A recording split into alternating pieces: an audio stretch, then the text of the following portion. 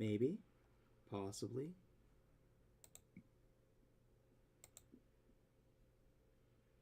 Oh, oh, okay. We're on YouTube. We're on Twitch. Arena. Excellent. We are live and just about ready to go. Ked, welcome in. Ked's in the chat. He's watching. He's putting his hands into the sky and giving you his essence and energy. Last we left our heroes, they had finally made their push into the fairy realm. Unbeknownst to them, the entryway to the realm was also the home of Puck, Prince of the Fairies. Having heard stories about our adventurers from his father, Oberon, aka Sunny, aka Smiler, the prince decided to drag some of the players into altered versions of their own memory. Thrun relived a horrible day where he almost died in his home. Nira experienced herself in a spotlight she never had at the carnival. And Parappa experienced a potential future life with Carmen and a son. Dakan also experienced several lives until he was rescued by his previous employer, Flamira Flintlock. With the aid of Emerald and their friends, the heroes were eventually able to break free from the dreams that they were stuck in, and were able to meet Puck face to face. Deciding that he liked the party and how they handled his game, Puck agreed to help them take down his mother, Titania. And that is where we pick up, right where we left off.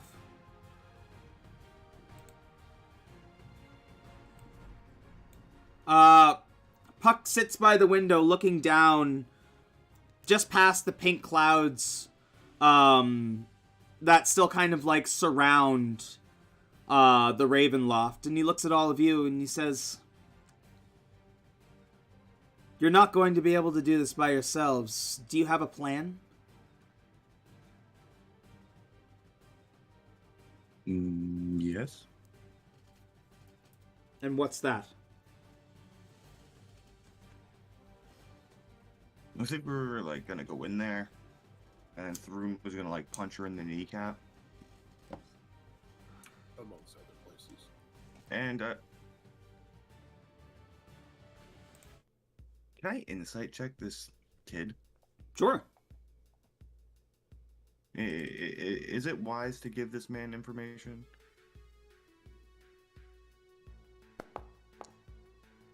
24, he's not deceiving you. And you've had enough experience and contact with the Fae now that you know the difference when a fairy is trying to swindle you and when they're being straight with you, especially with your interactions with Emerald. Whereas before he was very playful and goofy, now he's like staring at you like with a serious face, like, what's your plan? Yeah, this kid plans ahead. He's definitely not my son. He looks and he laughs when you say, like, when you said, "Oh, we're just gonna walk in and punch her in the face." He's like, "That might be a little bit tough. Let me show you what I mean." I was gonna say, why don't you show us or tell us what's going on? He raises his hands and the pink clouds begin to part, and you, for the first time, overlook Titania's realm. Ooh.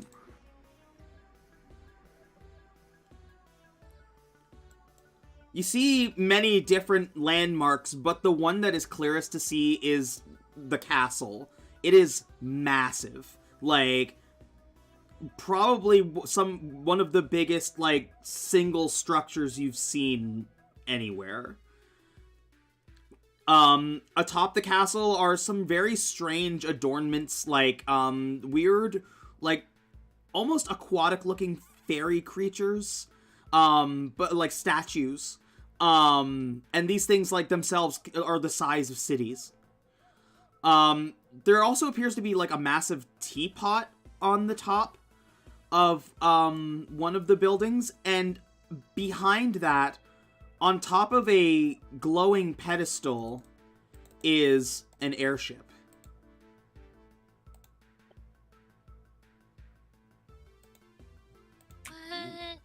What? That looks fancy.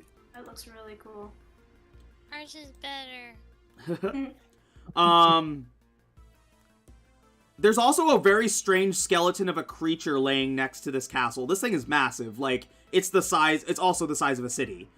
Maybe even larger. And it's just a carapace and bones. There's no meat. This thing has been dead for a long time. In the sky, you see 3 massive islands. You can't see much of what's on top of them, but you do see the bottom of them. And from the sides of them, you can see almost like these weird, like, almost like web-like laser beams that are coming out of the sides of this of the structure, and almost seem like they are creating like a diamond around the castle. Puck points and he says, "My mother has created a system to keep everyone out. Citizens, even me. She has rigged a system with some kind of magic that has created a barrier that nobody has seemed to have been able to get through. I have some friends looking into it, but they haven't come up with anything so far." What can you tell me about the islands? Those are new. This whole system that she set up is new. Those weren't there.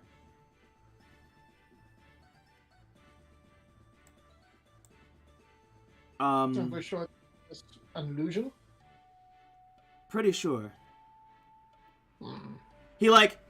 He waves his hands, and some of the pink smoke like comes up and comes into the windows of the Ravenloft and forms into his hand into almost like a scrying orb. And he shows you the memory of what happened. He took out a brigade of it looks like there's a couple gnomes and other kind of weird fae folk riding on giant dragonflies. They fly up to one of the structures, and you don't see what starts attacking them, but you see them get blasted out of the sky. Puck himself is able to like maneuver around and fly away and escape along with a couple of others, but a fair amount of the group that they brought just get obliterated. Well, I don't care for that. How does your mother get in and out? Or her servants? He shrugs his shoulders. Again, he's like, what I just showed you was the amount of investigation we've done with these islands. We haven't we don't know how they have it set up. We don't know much of how it works yet. We were hoping maybe we could find somebody who has some kind of insight within the kingdom, but we haven't been able to find anybody yet. Well, perhaps we should nab one of her lieutenants then, like we were planning to. Should what? Perhaps we should nab one of her lieutenants then, who might know a way in. Yeah. He looks and he says, I mean, if they were...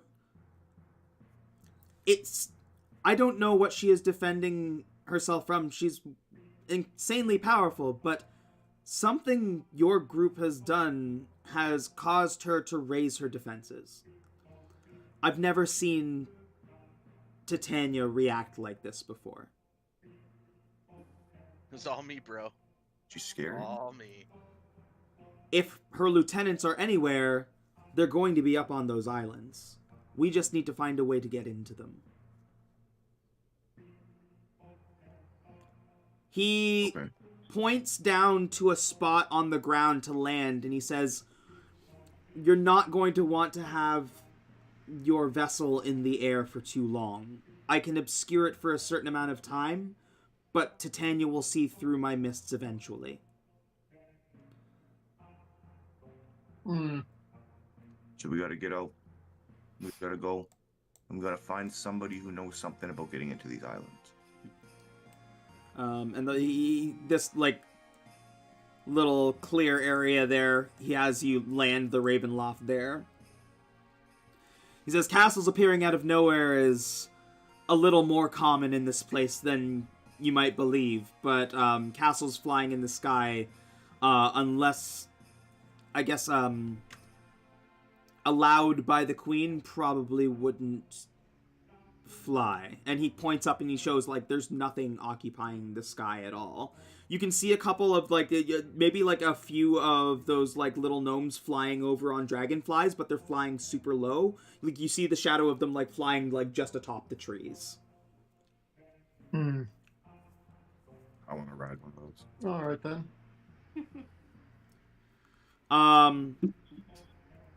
You're going to need help, and I need to see where our allies are at, so I'd like you to meet a few of my friends. Who would like to join me? I'll go. I'll go as well. I must stay here to conserve the mist that we have.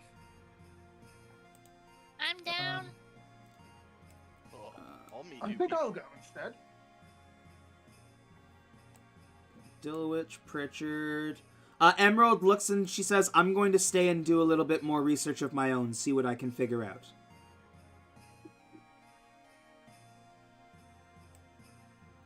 I'll go meet people. Emerald is going to, actually, she's like, she wishes everybody luck and she says, I think I might have to find Exathanter. And we'll have, like, one of these little dudes leader there. Well, assuming he hasn't gotten lost in the cellars again, he should be in his tower. And is Parappa Sparks going? Parappa, Sparks is gonna roll off and start trying to get back to creating his army. Okay. There are more Warforged to activate. This is true. Yes. Yeah, I mean, you guys have, like, you have several goals on several fronts on how to, like, tackle this fucking army, basically, so... There we go. There we go. Alright, we'll move over this. This is going to be a little bit more theater of the mind. But we'll bring your tokens over. As Puck takes you out and takes you through this pink and green and blue, like, just multicolored forest. You occasionally catch strange creatures that seem familiar but off. For instance, you come across a deer that looks normal, but upon closer inspection is made of vines. Like, just tightly wound vines. Puck leads you through, and he kind of, like, every now and then you catch him glancing, like, left and right, looking back and forth and looking around. But he remains fairly quiet.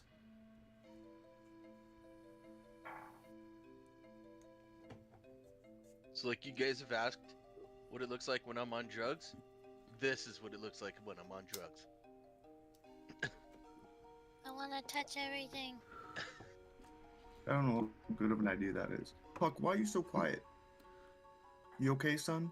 Puck looks up and turns and he smirks when you say son. He's like, I'm looking for our friends. They tend to move camp quite often, but they stick close to the same area.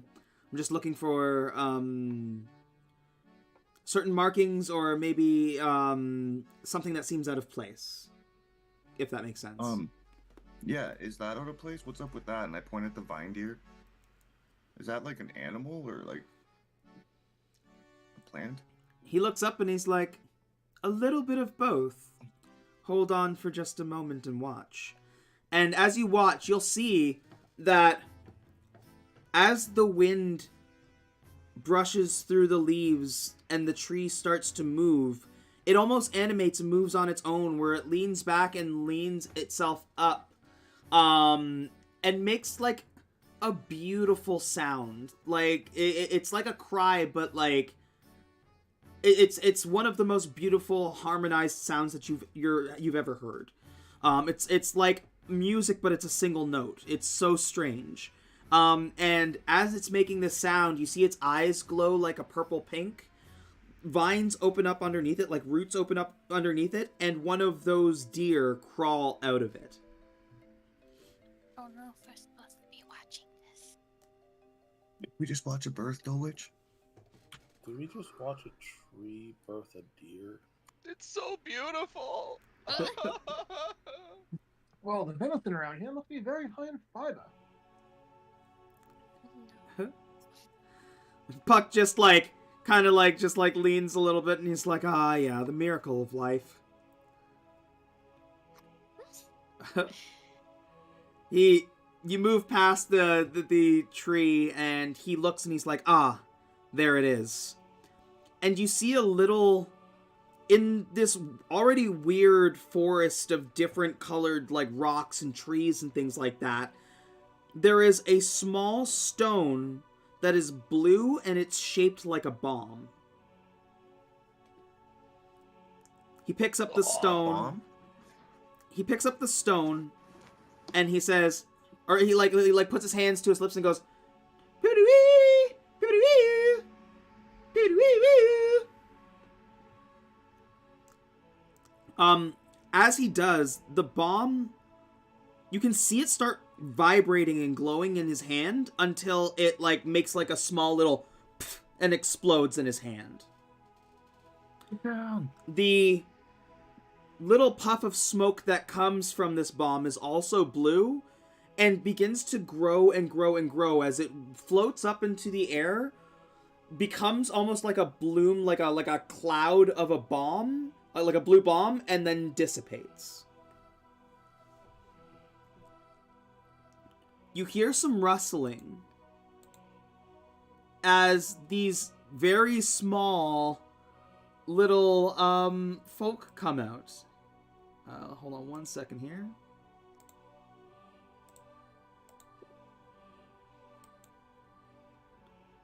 Oh.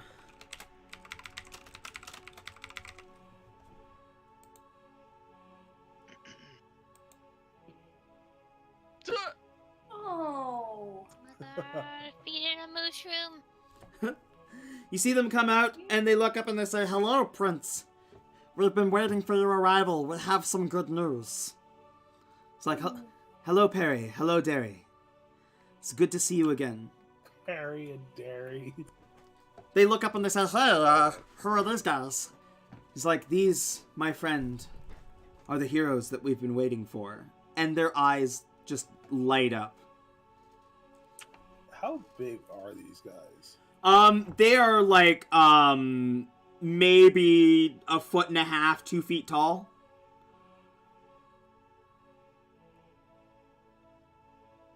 Tiny. And they're You guys are tiny. they're tiny wee folk, yes.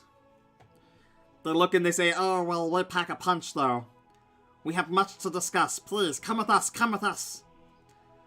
And they lead you into the forest. As you walk past them and start and start moving with them, I'm gonna need everybody to give me a perception check. Oh, Parappa, am I tripping, man? Like, I thought I was sober, but like all of this is like crazy. In the land of the fairies, man. I'm sure it's gonna get a lot more weird than this.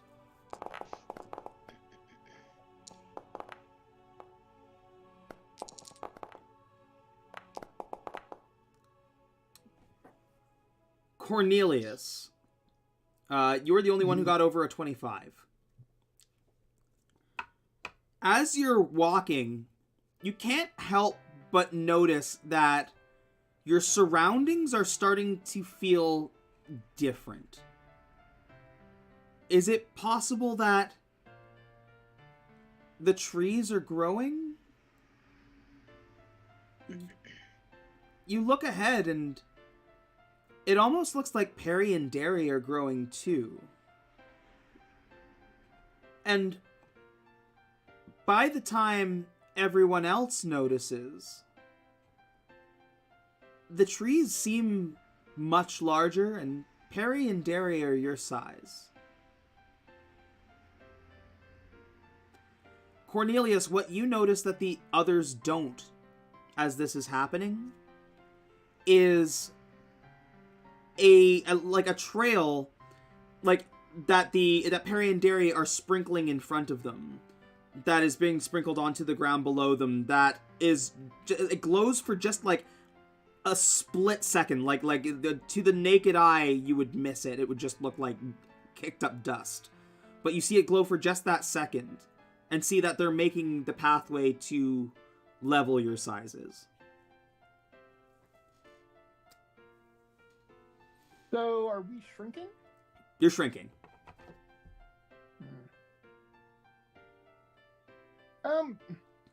Pardon me, I can't help but notice that you've taken a few feet off the top of me and my companion's height. Perry looks and he's like, oh, yes, you're too big for the camp. Well, are you calling me fat? Sure. I mean, I didn't say it, but if you're gonna go though, you said it, man. Dude, But no, we would like to accommodate you comfortably, so it's easier for us to shrink you down than to make everything else big, you know? I mean, you could have just told us. Oh, is that not normal where you come from? No. You don't generally just spring that on someone.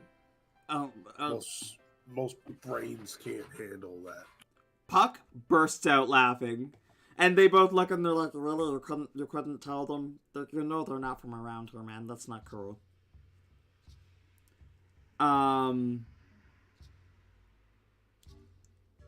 Puck's like, I'm so sorry. I'm so sorry. I mean, it's the Fey realm, man. Come on. Is this permanent? Oh no, not at all, not at all. Once we bring you back out to the main roads, you will be returned to your normal size.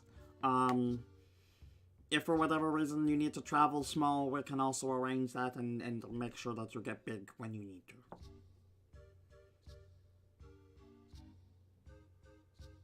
Okay. As long as I can get back to my 5'2" stature, I'm good. You're 5'2". Yeah, There's bobbles, pretty tall, you right? fit right in. Puck, you brought giants. They lead you through into a small. It really looks like a war camp. There's blue tents hidden among like what appears to be an abandoned village. There's a couple of very large tents set up. And there are people everywhere, or like gnomes everywhere, all like training, or some are like cooking, some are doing like leather work and things like that. I'll show you. BB1.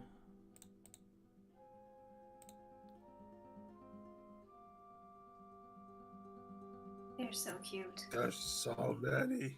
Mm-hmm. Where's the ladies? They're there too. Yeah, Those are the ladies. Oh. Those are the men and ladies. Y'all look mortified. They've all seen things. Perry and Derry look and they say, we've built a pretty big army here. We have, there's another army to the east that is also preparing. We we also have. I'm sorry. What? Is it a big army? Is this not an adequate army? Is this not large enough for you? We double this as well. Like there are twice as many warriors. It's a big army. It's a big Call them off. They have a big army. Ha! Thrun, you hear that? Thrun is face palming right now. Puck is Some of also. my friends, they're a bit Oh, I'm addled. Scott. He's like cracked out now. He's just laughing his head off. Puck is also laughing with you guys. He gets it. Some of my friends, they're a bit addled from crossing the mist. Of course, the mist. Yes. Walkers of the mist. That's. We only thought it was a tale, a tall tale, you know. Well, it used to be. Then we started walking down here. Oh, I got that one. Listen, we have much to tell you. First, well, obviously, like I said, we have another army waiting for your word, Prince Puck. We also figured out the mechanics of Titania's tricks, her shield. She is using a very powerful magic energy to basically make the barrier with like crystal magic. Puck looks and he's like, ah, yes, crystal magic. That would make sense, but where is... I mean, even Mother doesn't have that much power. To be able to maintain that along with the rest of what she has planned, I'm sure. Perry and Derry nod and say yes, but they have warriors protecting those islands in the sky. We have managed to find a way in. We're waiting for our teams to come back with their reconnaissance.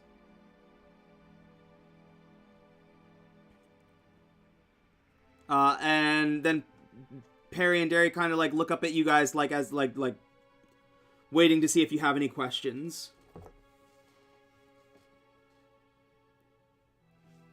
Well, what sort of trick is it to get into these places? What's crystal magic? What can you tell us about these warriors that protect the island? Perry and Derry look up at Puck, and Puck nods, and he's like, crystal magic is a very old form of magic in the Fey realm. It was created before even my mother was queen. Basically infusing your own magical energy, you bind crystals together. That's how that web basically should work. Here's the problem. If it is crystal magic, they would be built on a system where they can't just be destroyed one at a time. By the time you would move on to the next one, the other one would be able to repair itself and start the process over again. Sounding like we need 3 simultaneous strikes. Perry and Derry look up and Perry says yes. If it is the ancient crystal magics, the only way to be able to disable that barrier would be to destroy those crystals at the same time.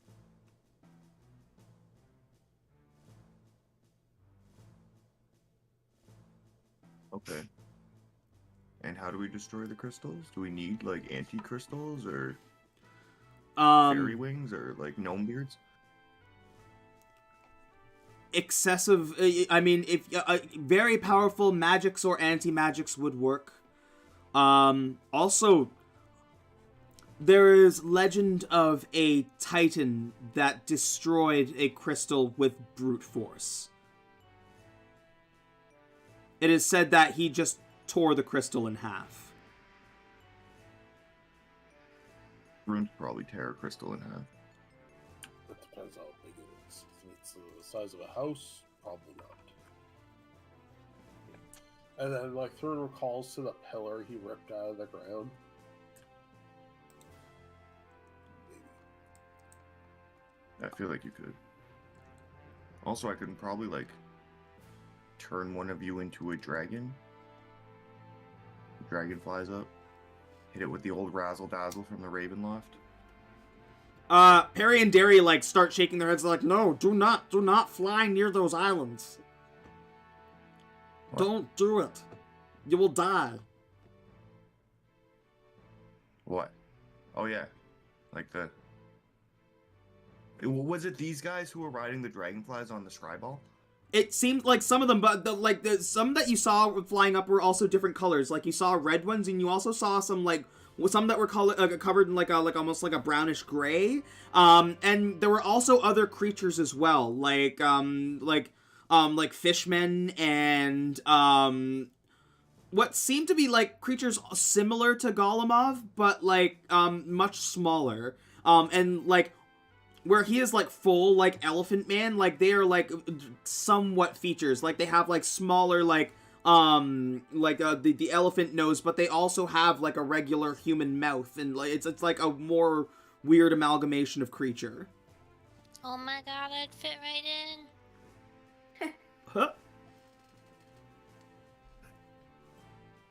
Yeah, so flying up might not be the best idea.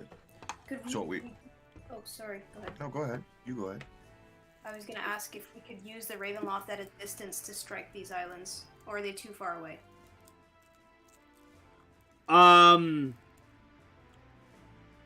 It's not so much, Puck says it's not that they're too far away, but if the Ravenloft isn't able to destroy all 3 islands at once, and that's assuming that the barrier even allows anything to be able to get through to destroy them, they'll restart the process again, and the Queen will be alerted to your presence.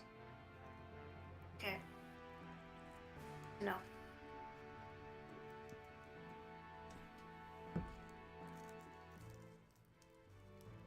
Are there any other ways of bypassing the islands? Portals? Magic? We don't know yet. We do have people investigating, but they haven't returned yet.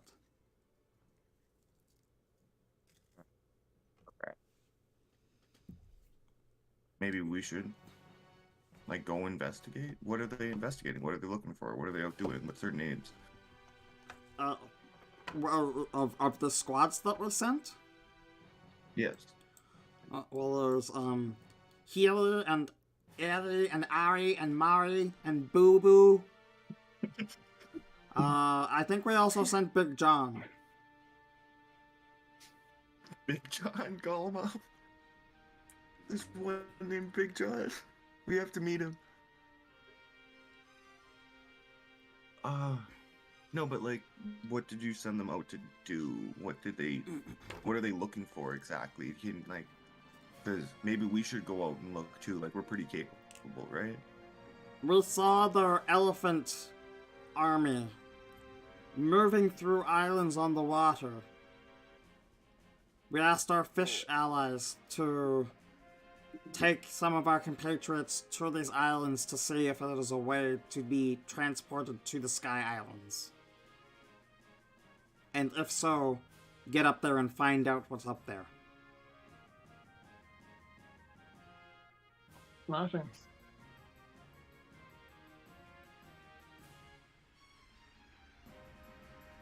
Oh. I guess we wait until the scouts come home then. Well, I don't feel like we've ever been a sit and wait kind of group. What if we could go find them? Help them out? Puck looks and he says, you could. That being said, you could also fly on some dragonflies and get a better lay of the land. But just don't fly the dragonflies near the islands. No, we just have to... If we keep them low, we're fine. I can show you to the other gnome camp. You can meet... who leads the other... the gnome army? Perry. Perry looks up and is like, oh, they're the worst, man. They're the worst. Riff and Raff. The Red Fiends. Ah, yes, Riff and Raff. Them. Oh. Okay. Dare I ask why the concern? They're wild. We keep things a little bit more conservative here. We don't, we're not the partying type. We are ready for war, and we treat ourselves as such. They're a little more loose with how they do things. Yeah, well, kind of sounds like Riff and Raff, my kind of people. So Perry and Derry don't like Riff and Raff? Perry and Derry don't like Riff and Raff. It's going in my notes. I just have a question. Yes. This might be more for Puck, but it's really for anybody. How is it that you've been able to build an army to create something that's tantamount to a civil war without the Queen being alerted to this? The Queen has mistreated our people for a long time. We have only mobilized our forces recently, once the barriers came up, but we have been preparing this for decades. And she hasn't become aware of this mobilization or any changes? I guess you've been very quiet about it. Puck gives a little smirk and he says, my father is, you could say, a fan of the common folk. My mother is a little bit, crueler with how she rules what she sees as lesser. Not you, Parappa. I think I'm not your son. Unfortunately, I'm not your son, but I think you would be a great father. I think you would be a great dad. They keep calling you Prince, and I am a king, so like it all adds up. You've met my father. I think you knew him as Sonny? Yep. We did. He looks a little bit serious as he says, he means well, and he loves the people of this kingdom, but he is afraid of my mother. With good reason. She imprisoned him in another court just for giving the people resources that they needed. Oof. And Perry and Derry kind of look down as he's talking about this, and you see them kind of start to get sad. And he says, and she wiped out one of the original gnome camps as an additional punishment. So she's hate-filled and scared. Great. Kidnaps people. Sounds like a charming person. Mm-hmm.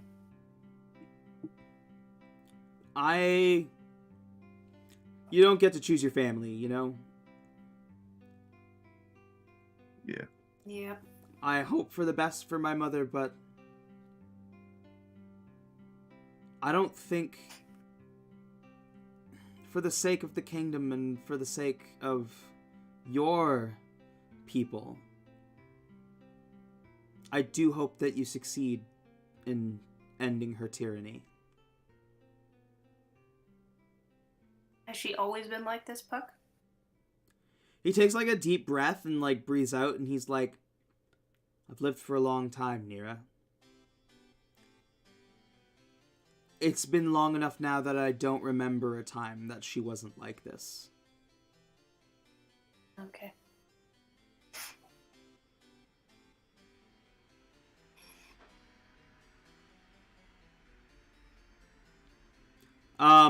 He wipes a tear away and picks himself up and is like, well then, why don't we take to the skies and show you around a little bit, yes? Yeah, Yep. Yeah. sure. Fly some dragonflies. He looks to the gnomes and he's like, dragonflies ready to fly? And they nod. They look at you and they say, would you like to be regular sized again for this flight, or would you like to stay small? How big are the dragonflies? As big as we want them to be. Oh, they scale with us. Can I be bigger than I was? Can you make me 6 feet tall? Perry and Derry just kind of look at each other really strange, and Puck looks and he like snaps his fingers and he's like, you can't see it, Parappa, but you're 6 feet taller. Or you're 6 feet tall now. Hell yeah, now I just have to be a baller and I'll be good. he like puts his hand on his shoulder, on your shoulder as he's starting to lead you guys away, and he's like, Parappa, you already are. And he skips off toward No, I the mean, dragonfly like, pens. My son has a lot to learn.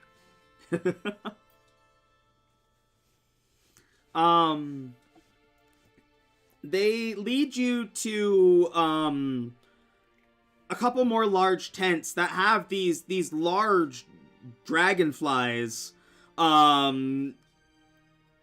strung up to the ground. Like, some of them they're already like floating off the ground, and there's like just a tether keeping them there.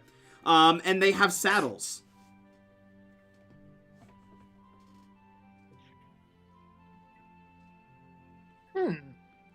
Derry and Perry, like, point and say, take your pick.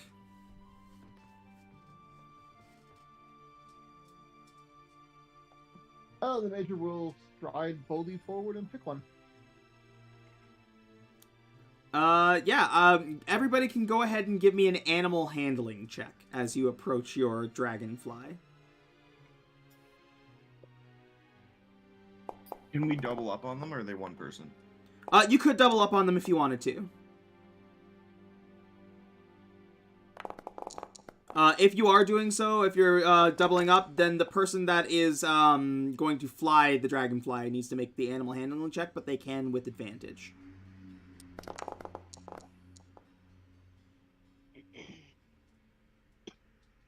Oh, well, then I would just go with Mira.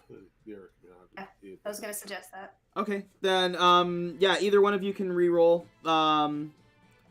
just to see if you get higher than what you rolled. Yeah, Do you want to yeah. drive? No, you Okay. And I can do it with advantage? Yep. Okay. Oh, very nice.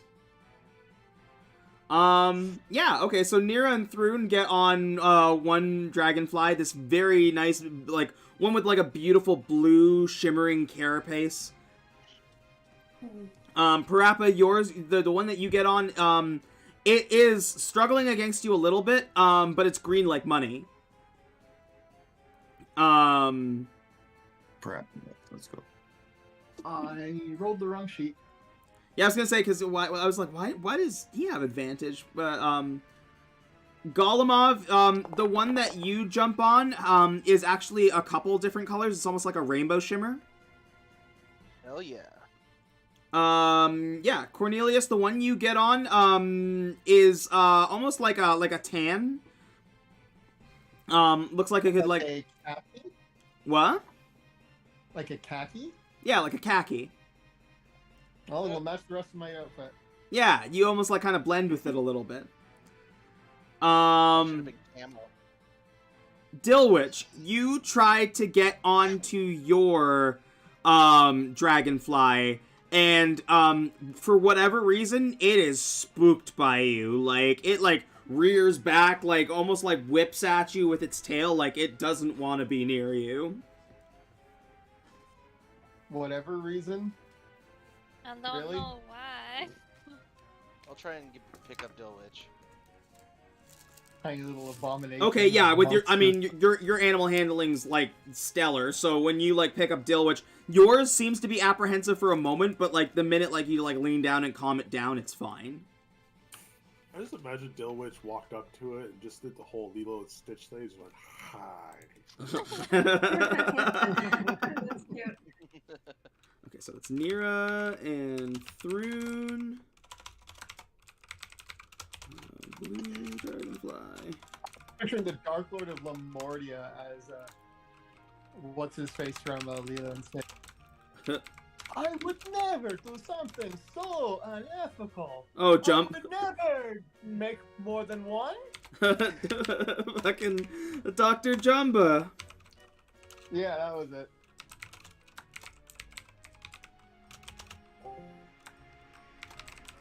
Rainbow. I'm gonna get reamed on, but I've never seen Lilo and Stitch. It's a good movie. I highly recommend it. That's decent. I have a Lilo and Stitch tattoo. It is honestly one of Disney's best films. Khaki. And Puck, you see him get on one that seems very familiar with him and is, like, just completely gold.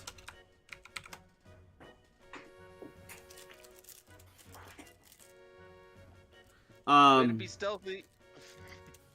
Puck floats up and he's like, oh, but I belong here.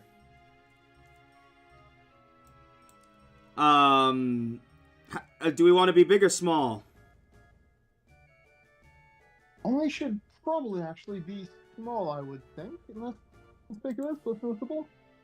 He nods and he looks Richard, I'm 6 feet tall right now. He nods and he looks at Perry and Derry, and Perry hands up like a bag.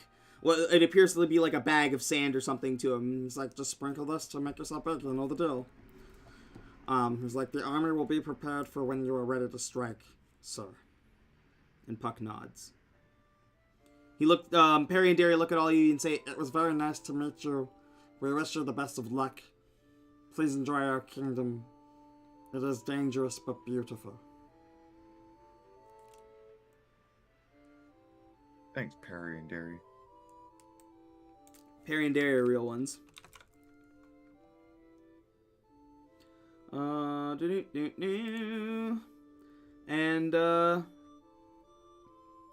Mr. Puck takes you up.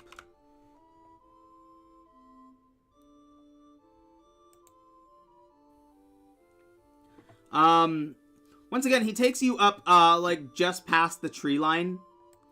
And keeps you all, keeps you all fairly close.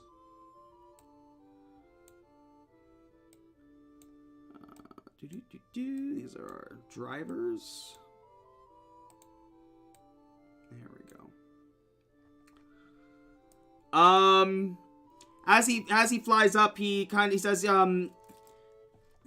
I can take you wherever you'd like to go. You got a pretty good view of the realm when we were up on your ship.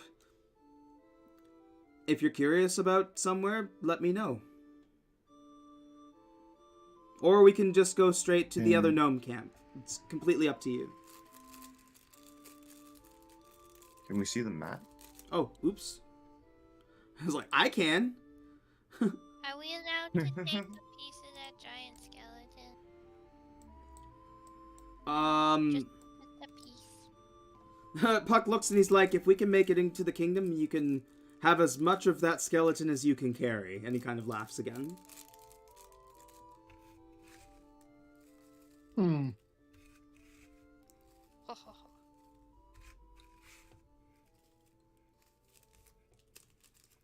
Well, I mean, without any idea of where to go, going to the Gnome Cabinet and seeing what we see along the way would be a prudent choice, apropos of any other destination.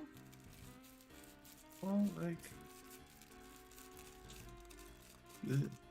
This place is pretty wild. There's like a hole with teeth in it. You don't want to go to the hole with teeth in it, Pritchard? Ah, that is the Mav Moradil. Oh, it has a name. in ancient times, my grandmother, the previous queen, used to throw invaders into the maw. It is said that it is filled with magical treasure. Oh, Death Pit. Magical What's treasure, you the said. catch? It might eat you. Or we Yeah, can it's eat it. Its digestive system is basically a pit of monsters. Lovely. Oh. Yes, it's a bit of a downer, ain't it? Where's the other Yeah. gnome camp on this map?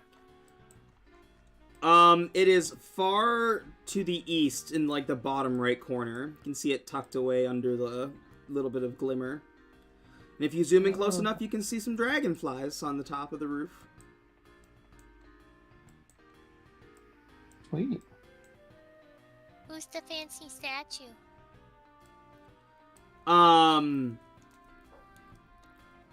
Puck will like give a little bit of lift to the dragonflies and like lead you up a little bit so you can see the statue better. He looks and he's like, "That's a statue of my mother. It was put up at the start of her rule when she succeeded the throne."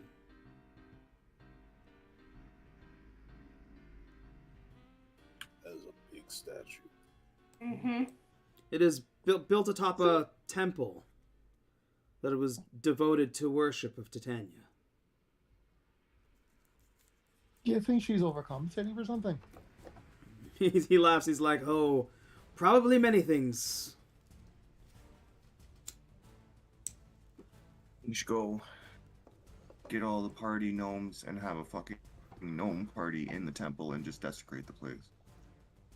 Well, given that the other gnome camp is on the other side of the far distance, I'd say we would have quite a bit of surveying to do between now and then. So, let's get to it then.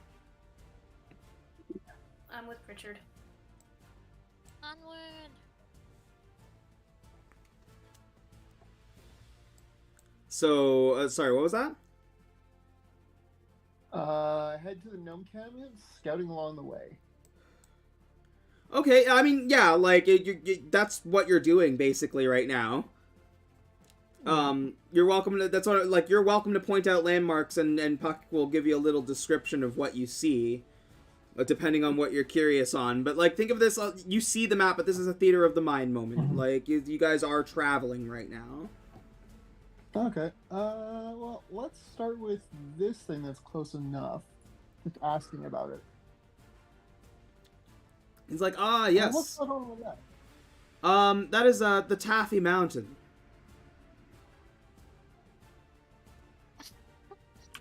It's a mountain made out of taffy. No, it's I think it's made out of rock, but it is called the Taffy Mountain. Well, that's misleading. You know, we're in the Fey realm. You name it the Taffy Mountain. If I'd just gone there, I would have tried to fight it. I'm just letting you know. Just has a Candyland kind of vibe to it. And that building up ahead? Which building?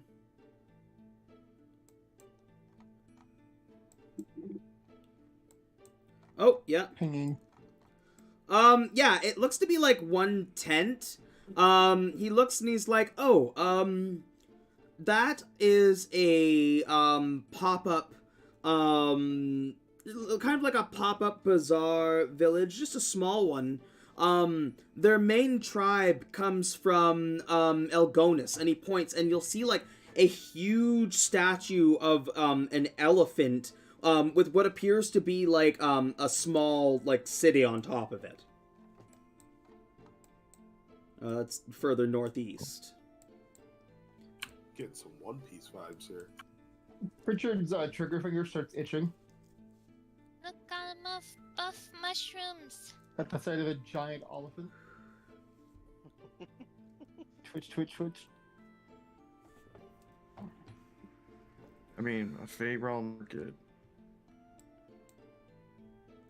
Yes, Wait, what do you want?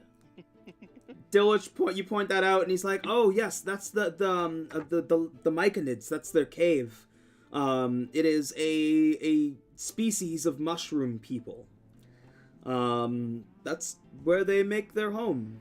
They're quite friendly, albeit a little bit territorial. So don't eat them. Please, no. They're some of the oldest and most wonderful peoples in our lands. Why would you eat them? Well, I'm gonna pull out a glowing wild magic mushroom, so the blue ones. Be like, cause I got their cousins right here. Puck How are you gonna get mad at Pritchard for? Puck looks at the mushroom and he's like, "Oh, one of those." He looks at you, Golemov, and he says, "Eat it." No. Wait, what? No. Eat it. No. Is this Puck telling me this? Yeah. Yeah, why not? You pop the mushroom into your mouth, chew it, and it tastes different. Instead of, you don't get the regular, like, high that you would get before wild magic surge. Instead, it tastes like a 4-course meal. Whoa. Like, starting from the top. Like, you got your, like, appetizer, and then your like, fucking, like, fucking maybe like a first, like a bread course or whatever, and then, like, a main course, like a fucking... For you, it would be like a whole, like, fucking slew of vegetables, like, followed by, like, a tasty dessert at the end. Like, it tastes like a 4-course meal. What? I say we were warned that magic does work differently here. What about these ones? And I'll pull out a Gorbo mushroom. You eat the Gorbo mushroom, and it tastes like drinks instead. So, like, ales and, your favorite ales, followed by, like, your favorite milkshakes, like, things like that. Like, things that you like. Oh, these are fantastic. He looks and he's like, "Those were cultivated here." He points at the mushroom cave as you're flying by, and he says, "They made those." Woohoo. What about the mushrooms? The what? The mushrooms. I have no idea what you're talking about. I'll pull out a mushroom. You pull I'm out... not eating it. Huh. I've never seen those before. Turn someone into a cow, man. Really? Yeah, here, I'll throw him one. He takes it and he eats it, and you see him, he's like, "That's real strange." And instead of turning into a full-on cow, you see, like, he starts to get, like, cow-like features. So, like, he looks like Taurus from Fairy Tale. Like, he looks like a cow man now.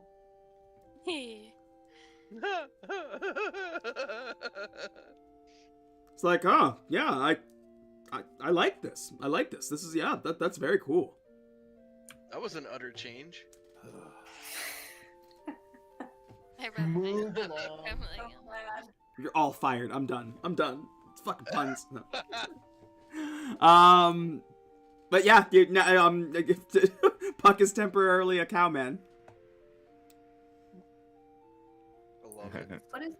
What's the structure that's in that, like, river waterway middle there? He's like, "Oh, that's an interesting one. That's a dragon egg." Oh. That's a big dragon egg. It was dropped by a big dragon. They make them...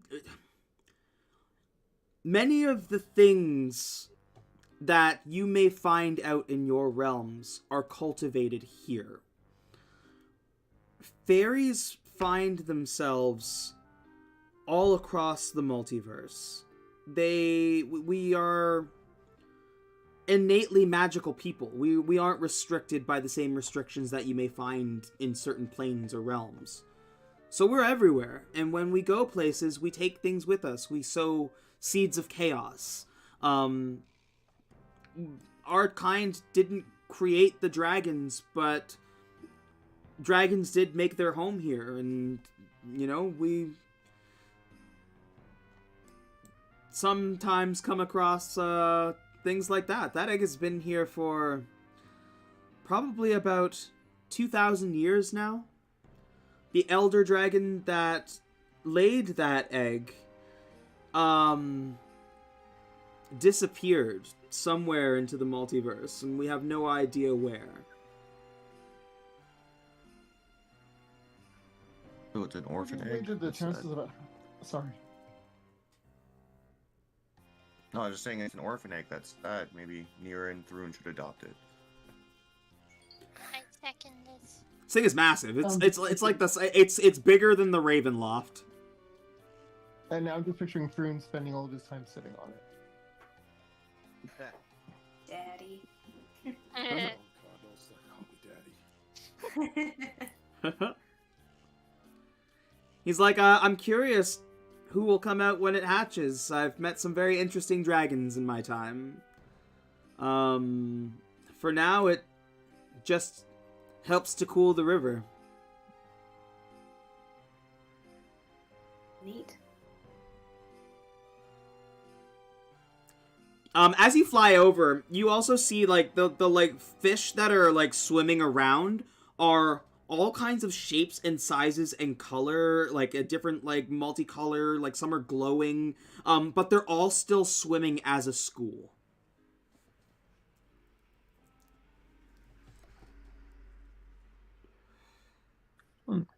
What's with the fish, Puck? What do you mean? They're fish. They're all like different species and still rolling together. Are they like sentient? Everything here is sentient. Everything? Yeah, I'm pretty sure even the maw of Moradil is sentient. It just doesn't talk. It consumes, but I think Have you tried to talk to it? Of course. It's kind of like a fey rite of passage, just to see if you can get close enough to it. What's that off in the distance? The white ivory thing with the runes. Oh, that's a bottle city. Oh, what now? It's a bottle city. It is, it was kind of an experiment of Oberon, my father. You'll see that there are two, and he points the other one to the west as well, on the closer island, filled with, it looks like it's filled with leaves. One is a forest city. It's called Venedil. The other is a city of elementals, and it is called Arden. He basically put a few species of these creatures within these bottles, or giant bottles, and let them grow and just saw what happened. The glowing runes around it are their design. I believe it is their defense system. If it's raised, it means that they are suspicious of what my mother is doing with her own barrier. Well, in that case, any chance they could lend a hand, maybe do something about that? Join in the good cause, as it were. He looks back at you and he's like, they haven't left that environment ever. I could ask them if they can help, and I'm sure they would. But I don't know what adding our environment to theirs or vice versa will do to them. And I don't know if it's my call to pop those corks, if you will. Right.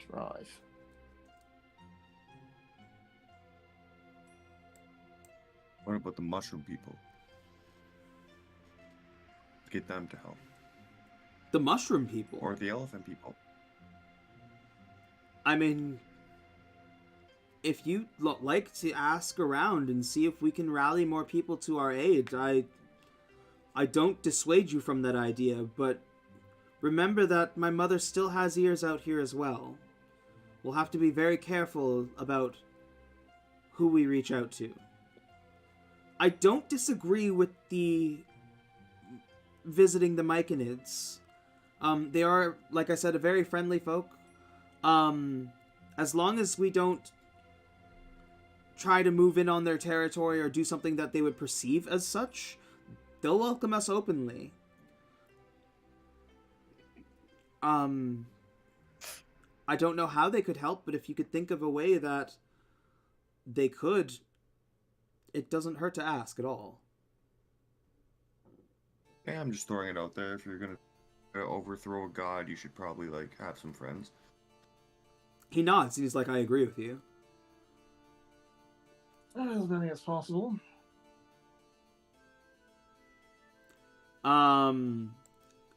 He's kind of like doing loops around with you so you can get an idea of everything, because it helps to know the environment anyway. So he loops up to the Bottle City, and as you look in, and you can see, it's almost like a futuristic, like, cyberpunky city within this bottle, like, but massive. But instead of seeing, like, human creatures walking around, you see, like, very much like people of different colors of light, like just like humanoid shapes of different colors of light, and other kind of creatures that seem like they're just made of light energy.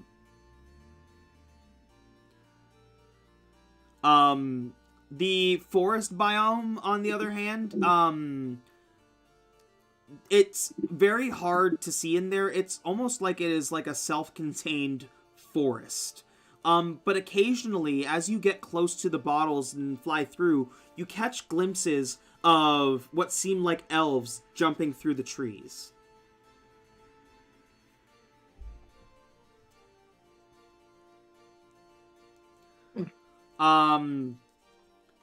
You fly over the elephant. The elephant itself is, it looks like a statue. It's not moving at all. It is made of what appears to be some kind of beautiful stone. And atop it is a small city, bustling with various different types of creatures. And it seems like there's a lot of trade going on. Like it looks like a massive marketplace. How bizarre. How bizarre.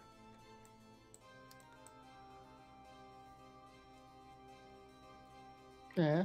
Yeah, I got it. Any other curiosities at all? The witch's hut? He's like, funny enough, exactly like it sounds. It's a small village of witches. Specifically witches devoted to the Fae. Think of it as like, when a witch or a warlock takes a Fae patron, it is kind of like a getaway for them to be able to commune with their Fae, and kind of just a place for them to relax. And should we expect any trouble from them? He looks and If the patron is the Archfey. It would depend on which Archfey. Not all of them are necessarily Titania. I'd say going into that camp and asking those kind of questions is probably not a good idea. But, I mean, you may, those are people from all over. Those aren't just people from the Fae realm. Probably best to avoid if we don't want to tip our hat then.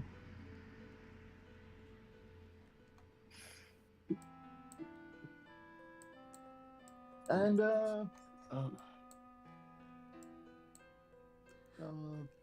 Yes, the giant snail. The giant snail. You fly over and this giant snail is resting and it is drinking out of water, and there is like a tent attached to it. And he's like, oh, that is a traveling minstrel show. They travel around the Fey realm and even sometimes beyond to perform. They do musical numbers. They do acting. They will go to different realms and pick up stories and basically take those tales wherever they travel.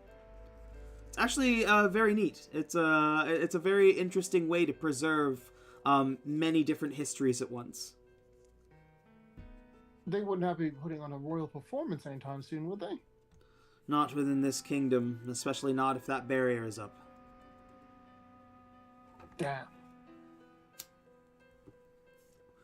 It's a smart idea, though, my friend. Well, it's a classic.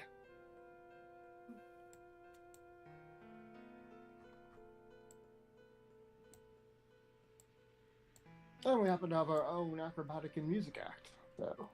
And the last thing he points out, you see that like giant koi that's just at the edge of the like what that barrier line is.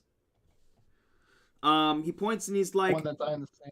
yeah, he says, that is King Fawn.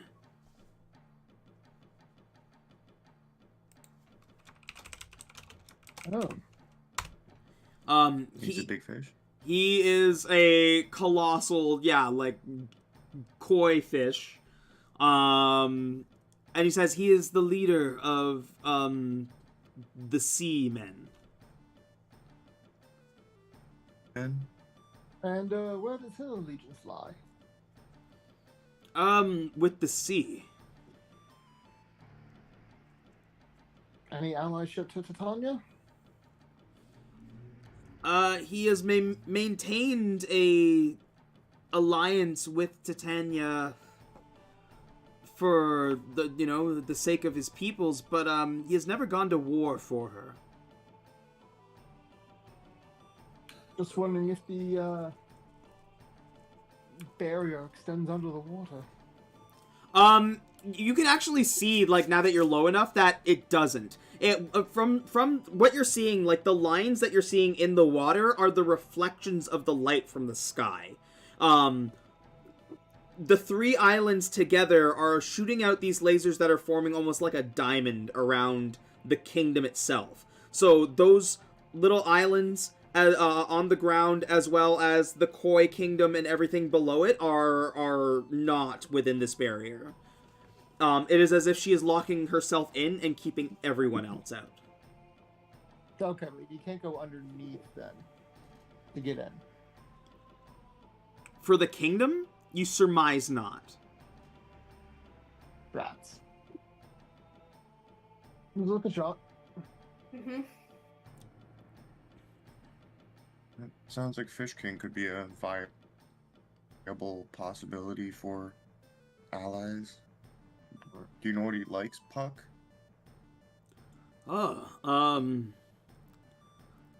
They like treasure. They like, like if you can find large gems, things like that. They love that to add to their seabed. They also like giant worms, if that makes sense. Strangely, that makes a lot of sense. Mm-hmm. Where do we get giant worms? He like thinks for a second. He's like, I'm sorry, like not when I say worms, I'm not talking about like the little wriggly things from your realm. I'm talking about like massive, giant, purple, almost like dragon-like worm creatures. Oh, yeah, it's me. Of course you are. Why wouldn't you be, right? Like dune worms. They're like a delicacy for them, and they're hard to find within the Fey realm. So, if you can get them one of those, they'll. You know this. You know this place really well. You tell us. Oh yeah, that's what I'm saying. I haven't seen a purple worm here in a long time. They've been eaten to extinction within this realm. Oh, that sounds nice. shit! That's why they're a delicacy. You know how I turned. I turned Golemov into Golemov again. I could do that to something.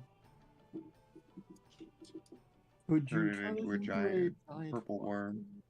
Ooh. Depending on how powerful the creature is. It's a bit powerful. Purple worms are pretty powerful, yeah. So I'd have, so I would have to find something of equal power. Interesting. Okay. Are there any actual dragons around? Because you probably give it up the same. I like where this is going. I I'm just really saying do. it's an option. I really do. I like where this is going. What would happen if the Temple to Titania were, I don't know, removed? Upset? Yeah, Would let's go desecrate it with the gnomes. Would it weaken her power base, do you think? No. Wouldn't weaken her power. It's just a monument to her. It's a statue and a testament of her vanity.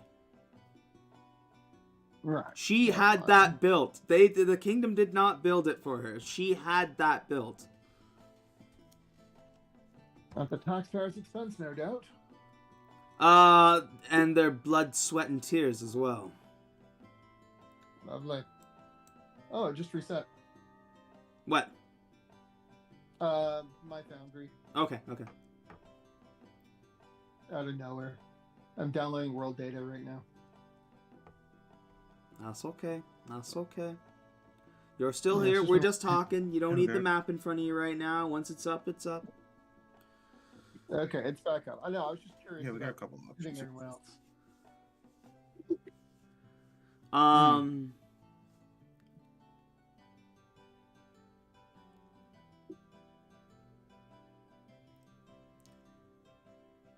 He does a couple more loops around and as he's giving you the other descriptions, and finally flies you down to the corner to this other what looks like it's an abandoned. It looks like it is an abandoned village, like a regular human-sized village.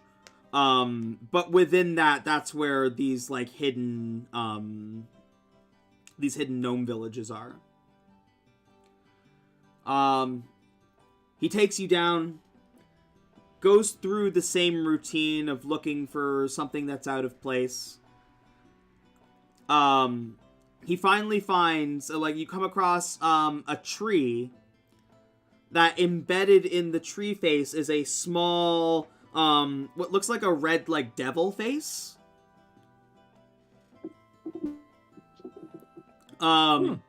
This time, is a little different than last time. This time, he, casts a fire spell on it, causing it to, the whole tree just erupts into flame, and he just starts, grunting, "Urgh, urgh, urgh."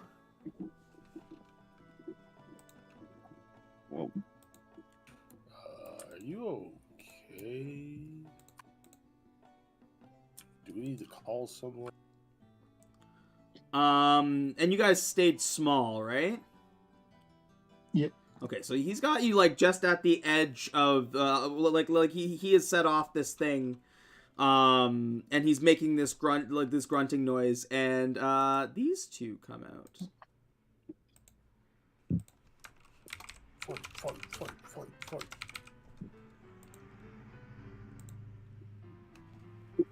Me. They look a little more angry. The red bearded one looks and he's like, "What the fuck are you on about?" And he's like, "You told me this was the call," and he's like, "Nah, no." He's like, "Yeah, you did," and the other one kind of nudges him. He's like, "Yeah, you did." He's like, "Well, shut it anyway.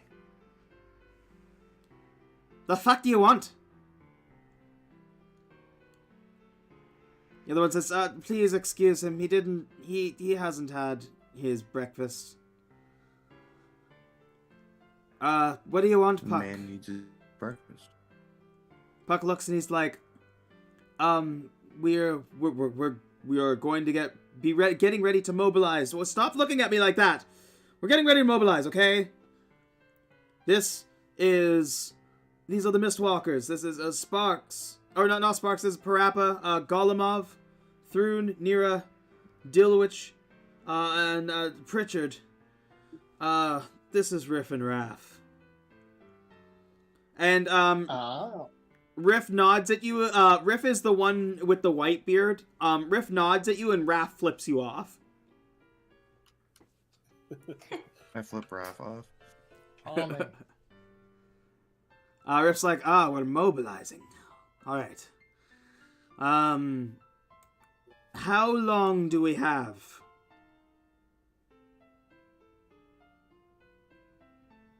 He looks a little bit nervous.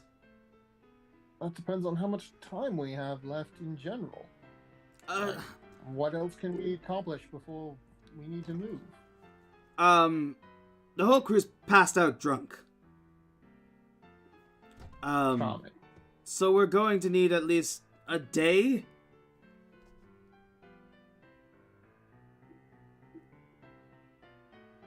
Yeah. You think you can put us up Yeah. for a day?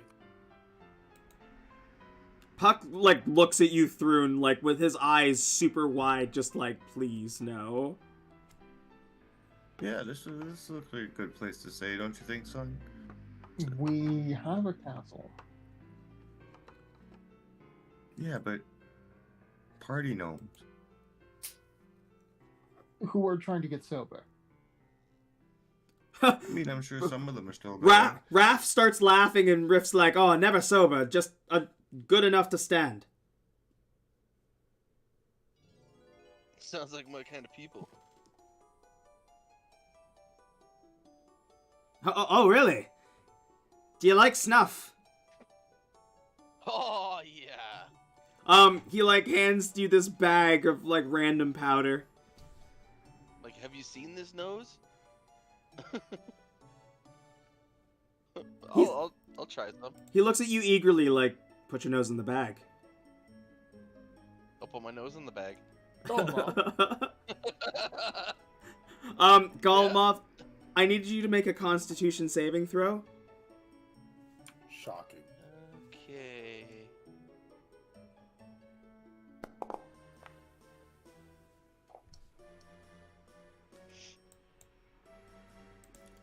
Alright, Golomov, a 16's definitely not gonna do it.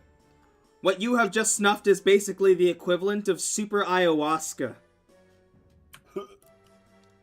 Oh, our druid's out.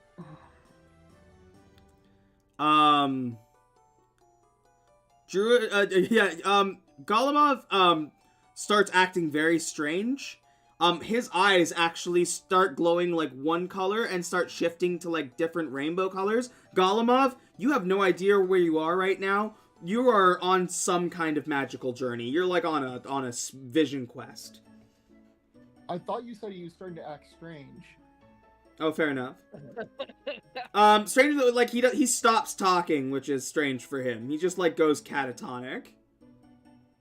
It's He like, just sits down and looks up. Raph looks like a fucking fool. Can't handle his snuff. Raph, did you just kill my friend? Well, it's just snuff. Puck's like, no, Raph, I told you guys, you can't keep giving that to people who aren't from around here. You're going to kill somebody.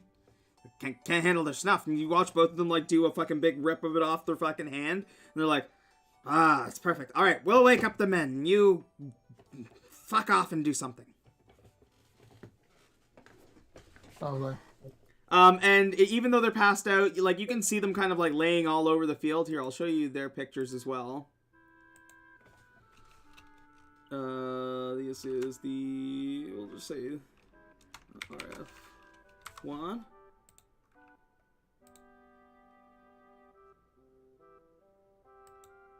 Oh, adorable. Mm-hmm. I can't take that army serious. These guys are dressed up like little Paddington bears. Yeah. On a little tuft on top. Just a single feathered. But all currently, like, passed the fuck out. Just fucking wasted. Puck is like, yes, get your armies ready. Thank you. Good, let's get out of here. Let's go grab your friend. Let's go. I thought we were spending the night here. No, we're not.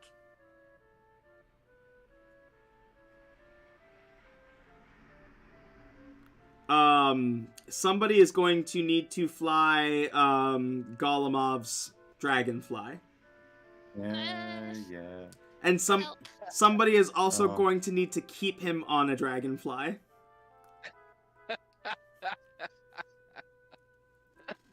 I'll keep him on my dragonfly. Dilwich, can you fly his dragonfly?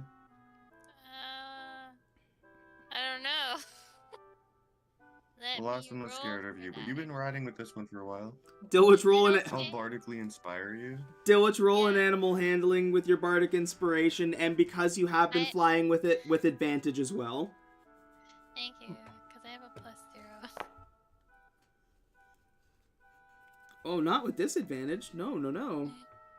Oh, sorry. You got a 16. Plus roll your bardic.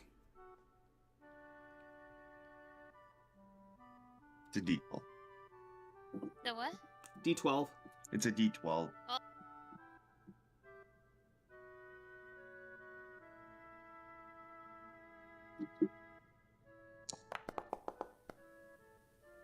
Fuck yeah, let's go. Yeah. This dragonfly, you've been flying all over the Fey realm with it now. It's used to your weirdness and strange pickle stench. And it lets you on and lets you ride it just fine. I am going to take out Silk Rope, and I'm actually going to tie off Golmov directly to Parappa. So it'll stay on. Okay. Like to me or to my to my Uh, Gucci Dragonfly bag? uses its tail to like grapple its neck, like what it does when it's. yeah, you know what? I will actually tie him off onto the dragonfly itself. Where? I just realized there's a massive size difference between the two. The abdomen. Okay. Sitting right. It's gonna Lower thorax. it's gonna lag a little bit, but it should be able to balance itself out. Yep. Oh man, Gollum's going for a trip. Yeah. Oh, so meanwhile, in your head, you are like, first of all, you're reliving like all your old memories while being guided by like this weird glowing like fish man. Like it looks like the other version of you, but like short and like black eyes instead of like whatever color your eyes were, and just fucking like full glowing translucent blue skin. Love it. At one point, you go to eat a mushroom and it grows like 3 sizes too big and eats you instead. And you like fucking like slide down a fucking slide into like a fucking like bed of mushrooms, like it's fucking a Scrooge McDuck vault.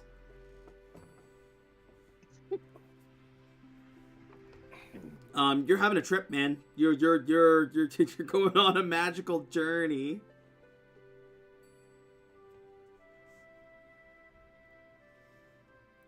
Once you fly out, Puck's like, Parappa, there's no way we're staying there. Are you crazy? Well, I mean, I wanted to try some snuff. He looks like he's having the time of his life, man. See? Look at him. He's like, we got there after the party was over. We should have been there last night. If we can succeed, we'll celebrate with them, I promise you. Alright, son. Are you old enough to drink? And speaking of those succeeding, we currently have 2 armies ready to mobilize and nowhere to mobilize them to. Yes. You need to take down that defense. Yes, and no. We've been gone for a little while. We could check back in with the bombers and see what they've come up with. All right. Yeah, he flies you back over to the weird fucking deer tree that gives birth to fucking wooden deers. What have I created? Jesus Christ, that's a sentence.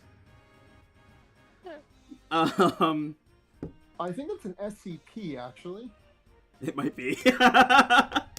Listen, I like fairy realm shit. It's gotta be weird. It's gotta be weird and strange and different and all over the place. I accept nothing less. Anybody out there, if you're fucking delving into the Feywilds, if it's not weird, you're doing it wrong. This is indeed a disturbing reality. Not to Golemov, he's loving it. That was an entirely different reality right now than this.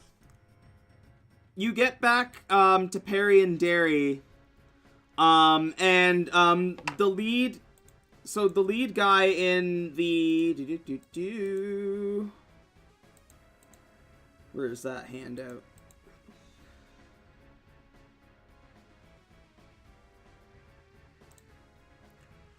Okay. So this little guy in the front is Boo Boo with the white beard. What are we looking at? Oh, did it not show the picture? It sure shared the whole player handout. Oh, show player image again. Just show it.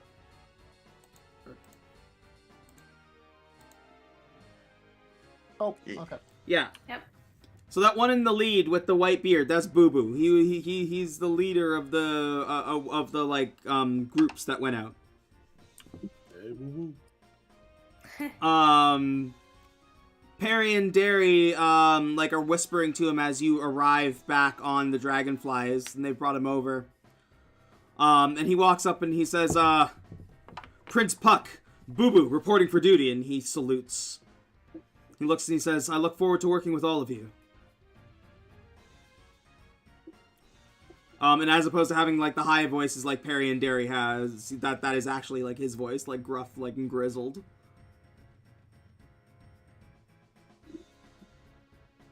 Looking forward to working with you too. Did you guys figure out how to take down the shields? He nodded. He's like, it is, as far as we've been able to discern, it is crystal technology, as we first thought. We did manage to get inside. The lower islands that are in the water are transportation. There's like a teleportation circles inside that lead up to the surface.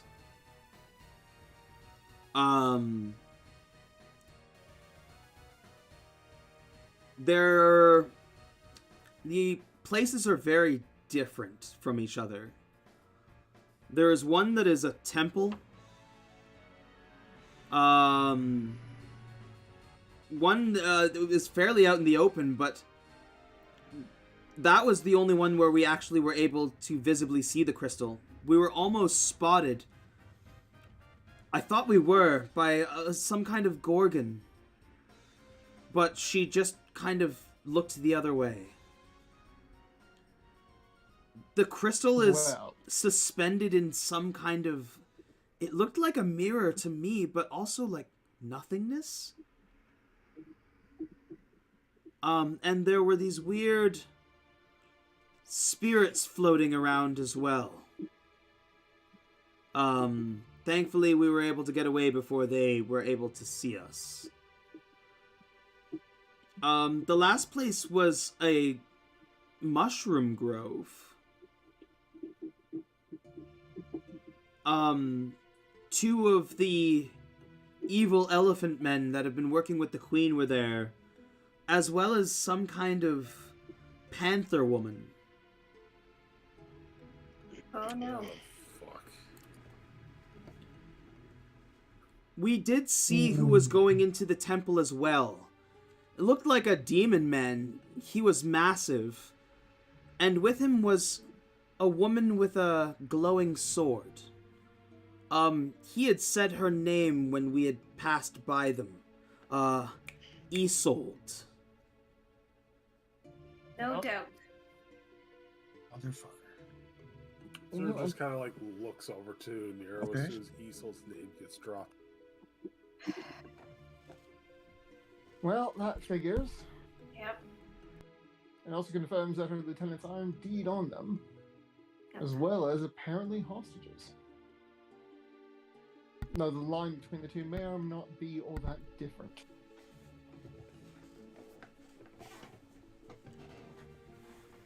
Oh, great. Now,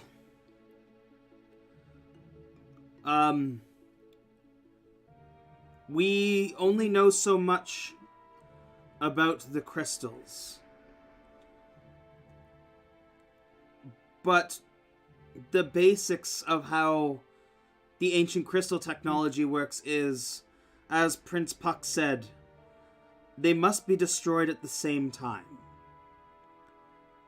If one is destroyed and the other two are able to remain for even a short amount of time, the other one will repair itself. What's the margin for error? Small. Attacking one How of these small? places is going to alert the queen. So if you're going to bring down the barrier, you're only going to have one shot at it. One shot and 3 targets at once. Or in rapid short order. And do we know exactly what can destroy these crystals? That's Puck looks. He's like I said. That's where things get hazy. It was definitely powerful magics. It had to be powerful magics or anti-magics.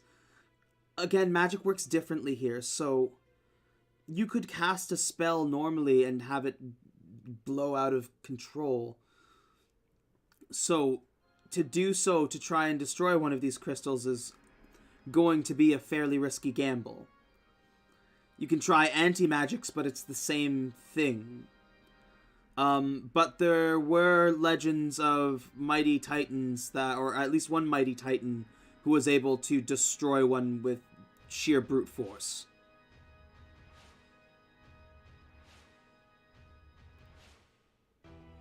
Would cold iron do it? Not the crystals. Okay. Hmm. He's like, you've got cold iron. He kind of like takes a step back. Yeah. Even the gnomes, like at mention of cold iron, like are looking at you like kind of nervous. We came expecting a fight with a bunch of Fae, so, yes, we came prepared. Mm-hmm. At least as far as that goes. Nero, you brought a fuck you stick to a fuck you land. Yep. Yeah, like They have they looked at you like you just told them that you have a nuke.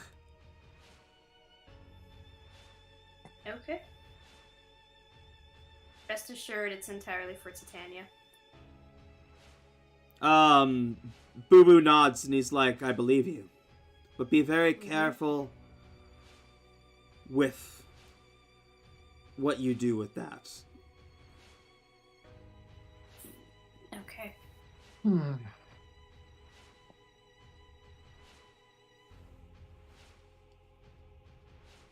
Brute force, eh?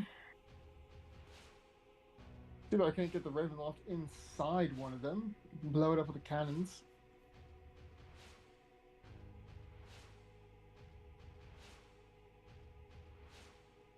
If the Ravenloft were to shoot the 3 cannons at the same time to hit the 3 crystals, would it have something powerful enough to destroy them?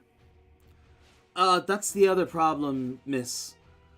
The crystals aren't outside, so to speak. If you had something that normally could target, I don't think it could target them. We could only find and see one, and like I said, it was inside almost like a void. Mm-hmm.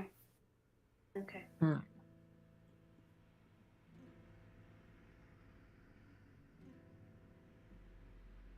So we would have to almost destroy them from the inside? Aye. Okay. From the inside, in rapid short order, while assailing, well, essentially 3 fortresses at once. With very powerful beings inside. Great.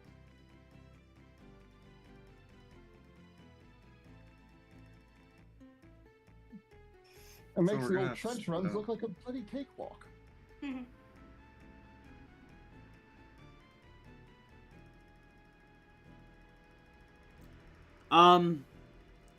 Somebody comes up and whispers to Boo Boo, and he's like, "Oh yes, yes, that's right. The place in the sky. It wasn't just the Gorgon and the spirits there. There was somebody else. It was an old man. He seemed so innocent looking, but he looked like he felt terrifying."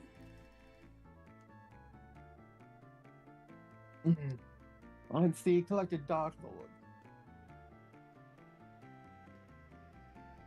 Looks like he's got Fire 1313, Valachad, and the Carnival on each one. What? Oh shit. Well, old Dickie back on the Ravenloft will want to know that.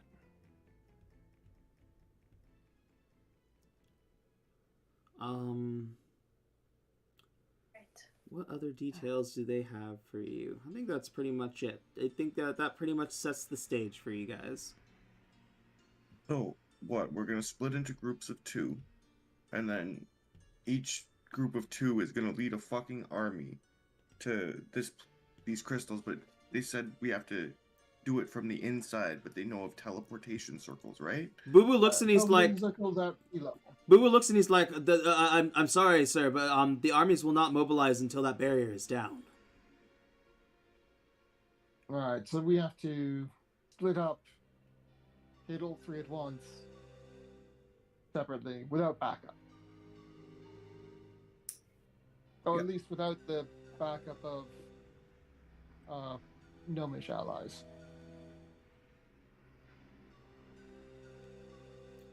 Boo Boo's like, did you bring any other allies? A work in progress. Yeah. So these islands that are around, are they? Just remind me. I'm sorry. Are they floating or are they on the surface of the water? Both. So, have you ever played the game Chrono Trigger? No. No? Okay. Think of it like Oh yeah. think of it like the bottom islands are just gateways. They are how you get to the Sky Islands. Okay. Magic portals. Crowd So- magic. Yes. So we could technically use these gates underwater to get into these islands. Gates are on the water. Gates are on Gates the are on the water. on the islands. Yeah. Like the floating islands, like not the floating, the islands on the water are the gateways. The islands in the sky are the actual places. You know, I just thought of something completely harebrained. These crystals. Do we know what's actually supporting them? Like, what happens if the island that it's on suddenly falls? The islands themselves are protected by the barrier. Yes, yes. But from, let's see, the inside, were to discorporate, crumble. Boo Boo shrugs.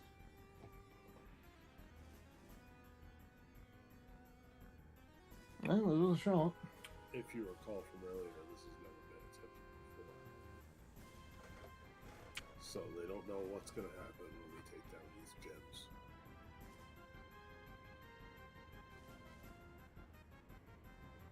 I was just thinking we can't destroy the gems directly.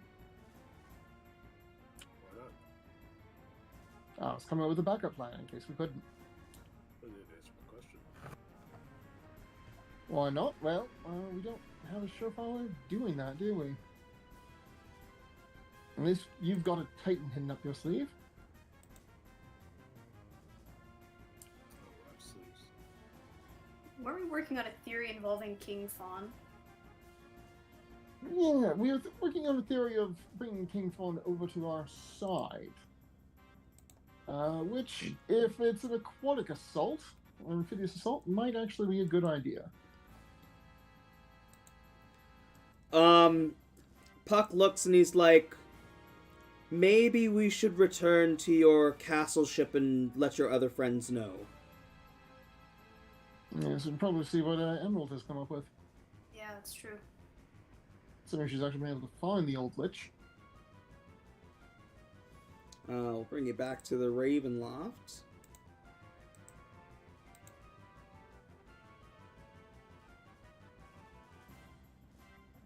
By the way, did you hear about my half undead friend? He's a real son of a lich.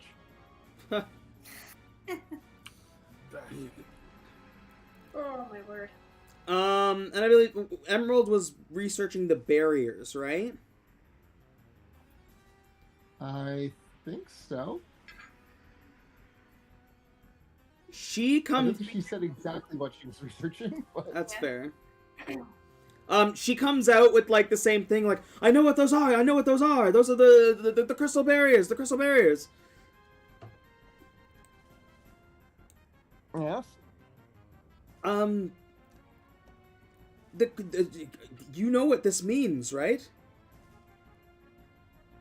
Titania's Yes. scared. That has been the conclusion of the forces on the ground as well.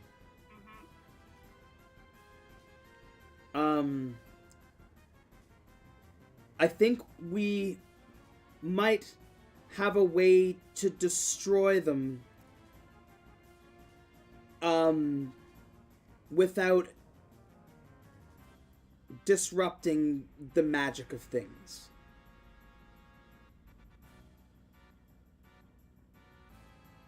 Well, spit it out. Good proposal.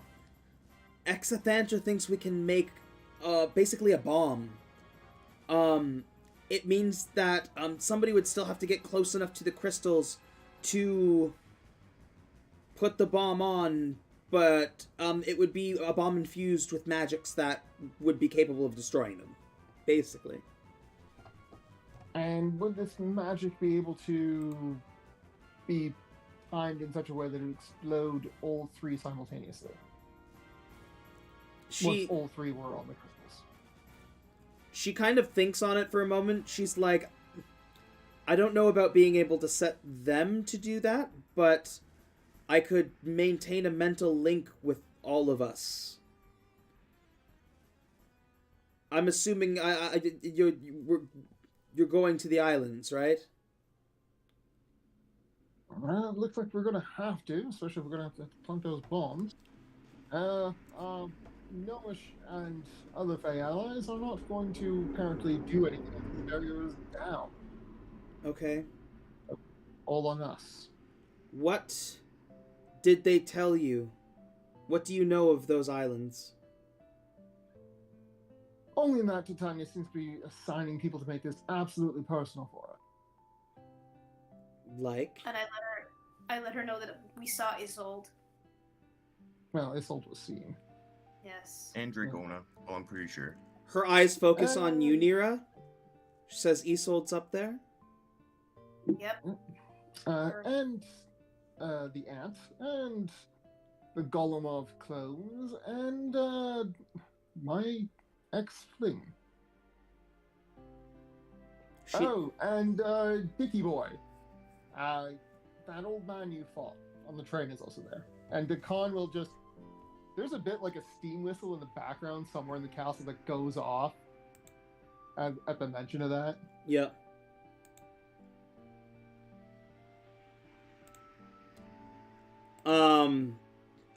Emerald nods and looks at you, Nira, and she says, then I'm going with you. All right. She also says, I also asked a couple of friends to help. Oh, hey.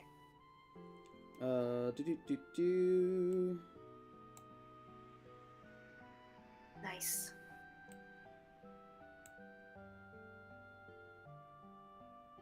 Glenn. Nice. Gang's all here. Mm-hmm. And without needing to summon him. Oh wait. Solid Grundy. Weapons are out, and I'm in a combative stance. As soon as I see him.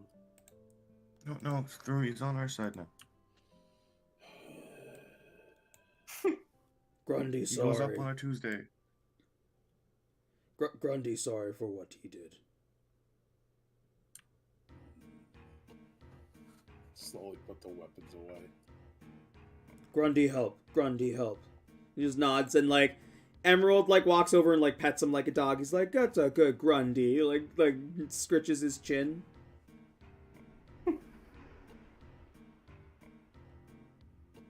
It has Stomping us for a been, bit. it has been something of an eventful few hours, yeah? The Khan will say from his chair. Emerald steps to Nira's side. She's like, no question, we're going where Isolde is. Agreed. The Khan will call out, Boss, how many Warforged do we have available? About n to the power of 12. Times by 3. I'm pretty sure I programmed you to do better math than that.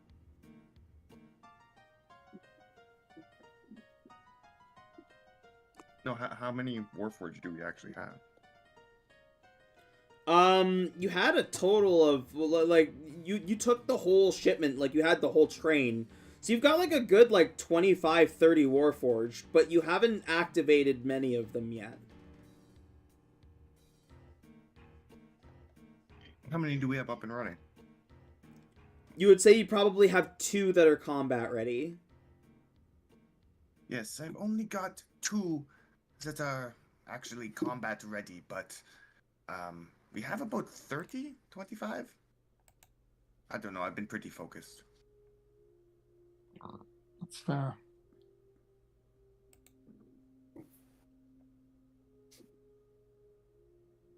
As much as I would, as much as I would love to take out that last passenger for once and for all, I'm afraid I may have to sit back. You want me to go and slap him around for you? They will be needing extra hands on the ground. Puck looks at you, Dakan, and he's like, you may want to join into that fight. You're sending your friends into a fight with a Dark Lord without one. And that's the problem. I'm a Dark Lord. So I don't know how they've managed to, unless each of those islands counts as their own realm. he looks at then you and the he's mist- like, you're chained to the mists of this place, right? Yeah. What if I feed my mist into the machine to keep it just going? Puck, Assuming your mist could be converted, then and was significantly inexhaustible, then yeah, that should do it.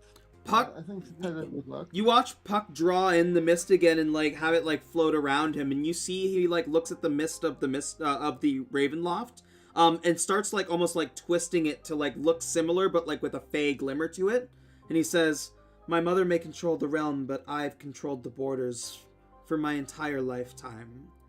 I can make the mists whatever I want it to be." It's a neat trick.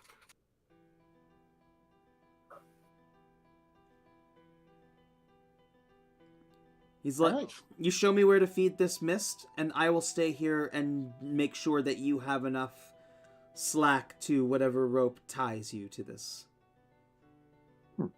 Dukan will basically pull a few widgets on his throne, and a pipe will pop up from a nearby console, and the cover of the pipe will just pop open.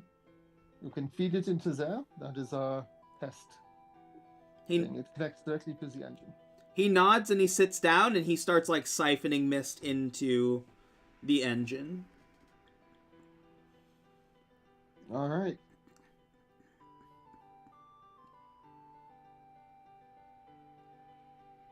Fate. Is there anything else that we can do to prepare for us and equal our chances out? What about getting to the islands? Something tells me moving the Ravenloft closer would be a bit suspicious. Conspicuous, yeah? Puck looks and he's like, "Oh no, we've got you covered there. We'll have enough dragonflies for everybody."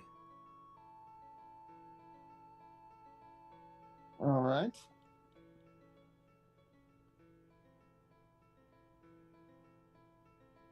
Good, because I'm fresh out of books.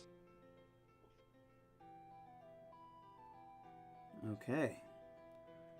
Emerald I'm gonna looks. stare very intently at Thrun's wings. I'm still tripping, I'm assuming. Just imagine he's just like running his hands down the feathers. Yeah. Golemov, you come out of the trip. You've been traveling, like you traveled for a while, and like after the explanation of everything going on, after enough time, you kind of like snap out of it and come back to your senses after having like this weird epiphany about like the way you should be growing your plants in your bedroom, to maximize the amount of mushrooms that you can consume at one time. Yes.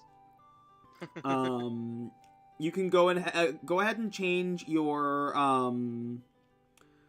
whatchamacallit, nature. Change that to expertise. Ooh. Ooh.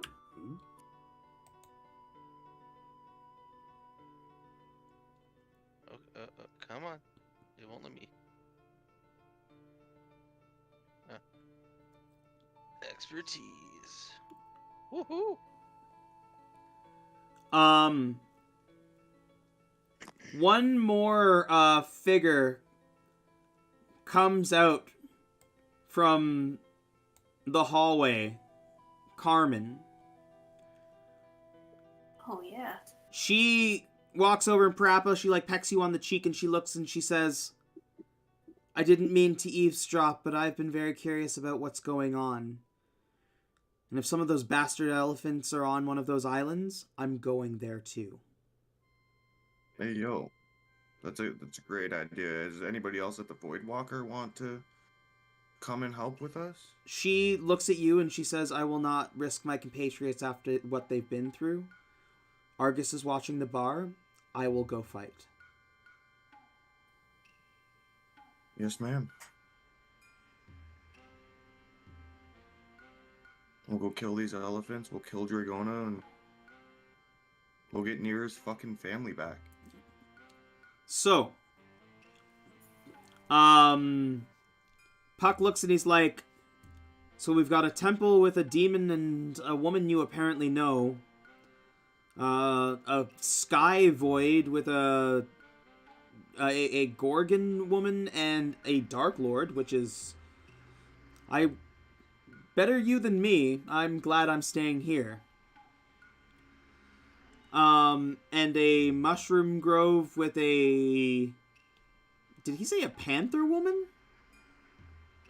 Yes, that would be the axe. And another... And some of those elephant men I've seen around. Yeah. Also, a Dark Lord from Valachar. Oh, 2 Dark Lords. My mother has been busy. Great. Yeah. Gotta catch 'em all. 3 technically it is on the one. He looks and he says, "I've done all I can, truly. I've introduced you to the peoples of this homeland. I'm fueling your ship. I am not my mother. There's no more I can do in the way of boons other than wishing you the best of luck."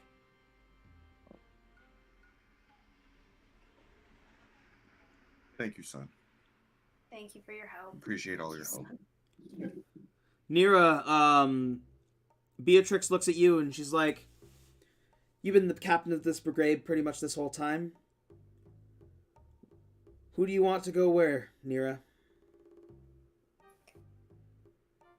Oh, that's a good question.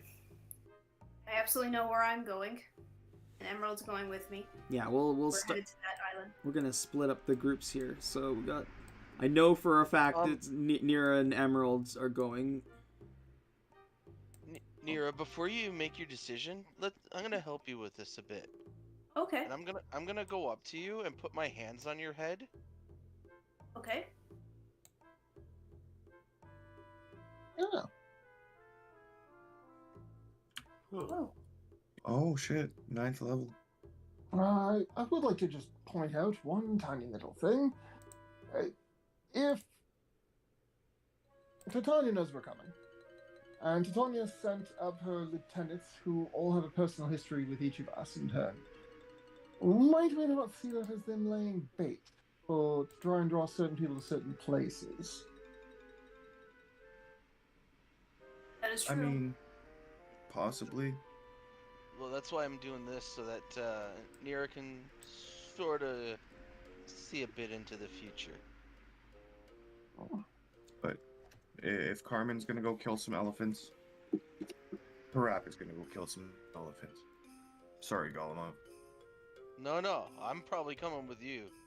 You wanna go kill some elephants? I'm not happy they've been using my name and Well, going around and doing shit. It is up to Nira, but that's where I'm at. So am I able to see anything into the future? For the next 8 hours, you have foresight. So you can't be surprised. You have advantage on attack rolls, ability checks, and saving throws. Additionally, other creatures have disadvantage on attack rolls against you. I was Okay. just trying to see if the first line would kind of give like an RP help. Not like right this moment. Okay. But in the dungeon, it may help her. You may have just given her quite the boon. A limited ability to see into the immediate future. I hope so for a 9th level spell. Popping my cherry early.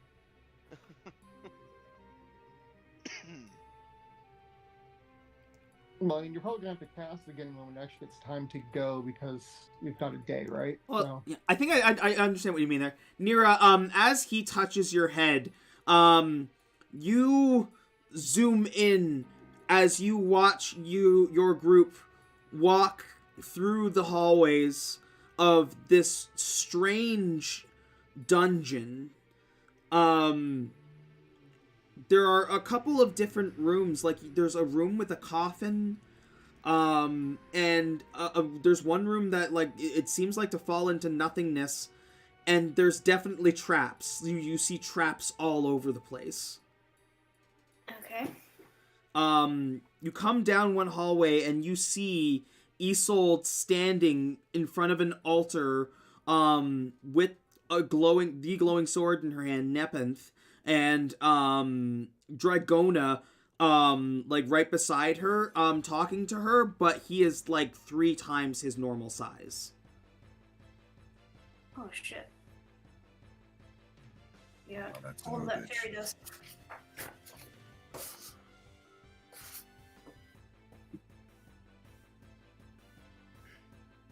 Okay. Making some notes. Yep. Okay. So I know Isolde is on one of the islands. Yeah, Isolde is on the Temple Island. Temple. And with your foresight, when you walked in, there was like kind of like this little placard that says the Temple of Alvis. That is Alvus. Okay.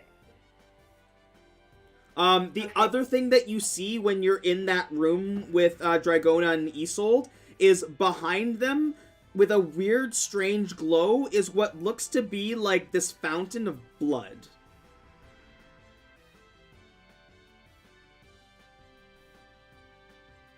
So it's very exciting. Fountain of blood. Sounds terribly sacrificial. I do not like it. Not the strangest thing we've seen. No. I guess that's true. Okay. So on that first island, the Temple Island, Isolde is there, Dragona's there. What about island number 2? Your foresight is only going to let you see the island that you're going to. Okay. It's your immediate future. So then... Okay. But we know that island number 2 was the Void, right? Yeah, that was the Sky Mirror with the Gorgon and the last passenger. Meridian. That's probably where Decon is going. Yeah, that's why I'm taking Yeah, these down. Sparks as well. Yeah. Okay. I'm not letting you out of my sight, so I'm going with you. Okay, Hold on. sounds good. We'll move this. Okay, so Yep. Decon is in spot 2. Yep, so is I think Sparks. Okay. And who's on island number 3? That is the Mushroom Grove with Chakuna and some Golemov twins. So, me and Carmen. Golemov. Yep. And Richard, I'm not sure if you want to go to that one. Well, I was thinking about it, but we do seem to be a bit heavy on that one, so I'll go when needed. I was Okay. actually going to say, Pritchard, your presence there might complicate things due to your closeness. Yes, but for whom? Exactly. Yeah, but those Golemovs are probably going to be scared of his gun. I know I still am. Fair.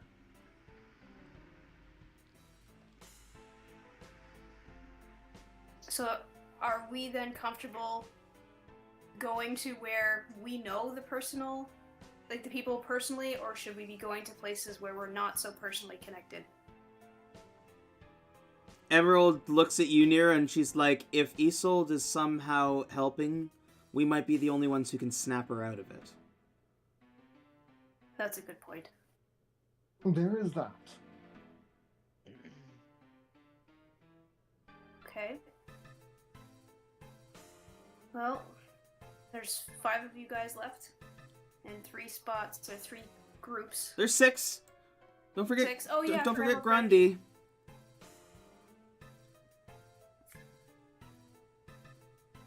Okay. Which island is Dragona on? He's with He's on- Isolde, right? Dragona is with Isolde in the Temple of Aldous. Yeah. Does anyone have a preference of where they want to go? Fight best where you feel most confident. Carmen looks at you, Parappa, and she like kind of like grabs your face and like puts her head to your head, and she's like, I know you want to be with me, but I know you want to take him down. Go with Nira.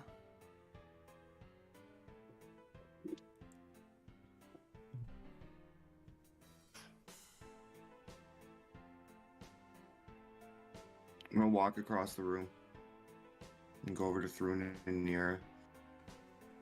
Okay. Take my dungeon shiv out and hand it to Thrun. Say, give this to Dragona for me. I got places to be. Okay. And I'm gonna go with Carmen. So I'm just gonna look down at this ship. It's like a crappy shiv I made while locked up in Polymos. Okay. I'll make this promise to you. Dungeon Shiv. It's actually a weapon, or No, it's just something. oh, okay. Yeah, hold on. I'll drag it over to Thrun's character sheet. And I'll make like a dagger that's also the Dungeon Shiv. It's been a spell. Dragona's the arena guy. Yep. Yeah. Yes. Yeah. Yep. I remember. Yeah, he's the demon looking Hmm. bastard. Yeah, I like spilled my heart to him. We made friends. I went through like a whole crisis with him, and then he betrayed me. And then. All right. So, Okay. Pritchard, why don't you go with Parappa because I know you want to go elephant hunting. Very good. Dilwitch, why don't you go with Dakan and take Grundy with you? Yay, I was gonna Grundy. Either Grundy or the child, because I know he has a bond with the child as well. Either one. I would also request the assistance of anyone here who is good at, how you say, dealing with the spirits and exorcising them. As with the last passenger comes all of the ghosts that accumulated over the years that have not been able to eradicate themselves like I have. And we fought off his race before. I feel like the child would be beneficial there. The child nods and Be- steps over. High five. Isn't Beatrix a cleric? Hold on a sec. I need to find a thing. Weapons, daggers. Here's the dungeon shiv picture.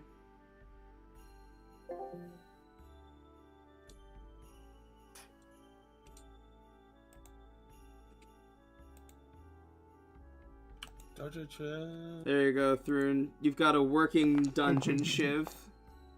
This is gonna be great. Nice. Good job. Okay, so yeah, child walks over and high fives you, Dilwitch. And you're taking Grundy as well? Apparently. To the Sky Mirror? Yeah, take Grundy. Okay. Okay. Beatrix will come with us. She nods and like kind of like looks at Emerald, both Emerald and you, like kind of like a girl power moment. You betcha. And Glenn, reliable Glenn. Glenn nods. Where does Glenn want to go? What is Glenn feeling?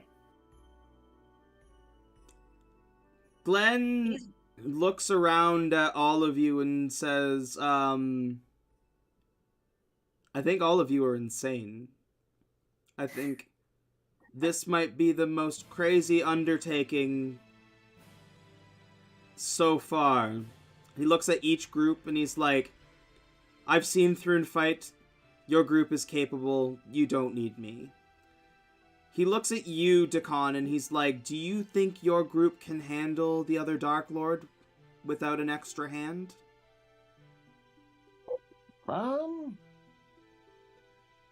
I can handle the Dark Lord. If they can keep the Gorgon off my back, yeah. He nods. Yeah. He nods and he steps over with Parappa and the other group, and he's like, I think I have a score to settle with that Werepanther woman myself. Alright. Oh yeah. Games are set. Alright, let me set up the board. Why don't you guys take a 5-minute break while I set up the boards here? Sounds good. I'll be right back. Okay, thank you. Are we getting a long rest before this? Like, are we waiting the day? If you haven't already long rested, go ahead and long rest. Like, you guys have, you've done a little bit of traveling. You've also sat with a couple different groups of gnomes and talked and stuff like that, so we can call that a long rest. So you guys can get your energy and spells back in preparation for these battles. Okay, because Even there's something. myself, because I cast the 9th level spell, or should I stay no?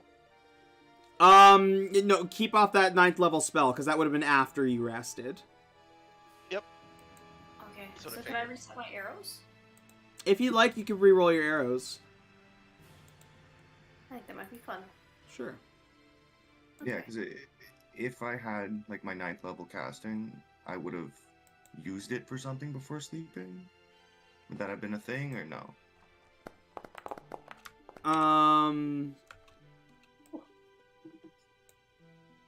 You would have used your 9th level spell before sleeping, or are you just saying that because you have the opportunity to? Is the question.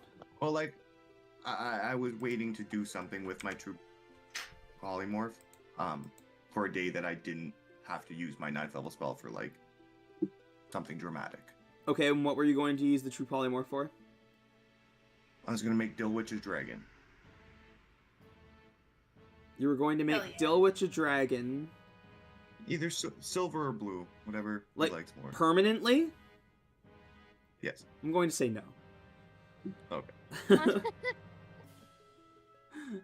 That, I mean, for many reasons, that's going to make things complicated for these dungeons, so I'm going to say no. I'm going to put my foot down on that one.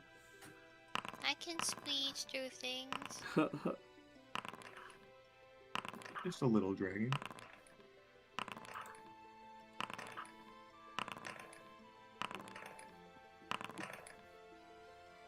Okay. I And don't an know if arrow. these arrows. Yeah, just snatch them up as is. Okay. Very good.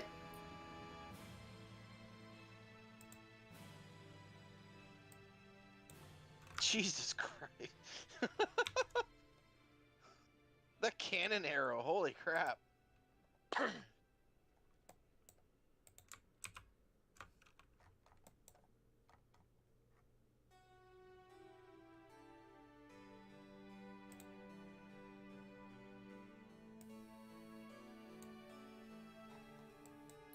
Okay. Perfect. I will BRB. Yeah. I just realized I hadn't actually updated to con to level 18. Oh yeah, that'd be good to do.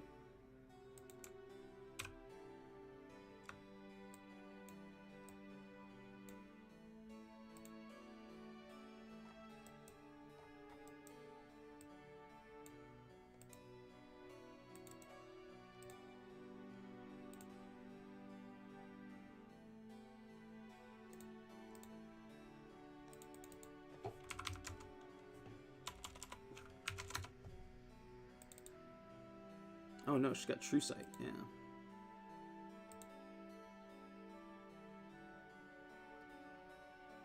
Carmen's kind of scary. And back.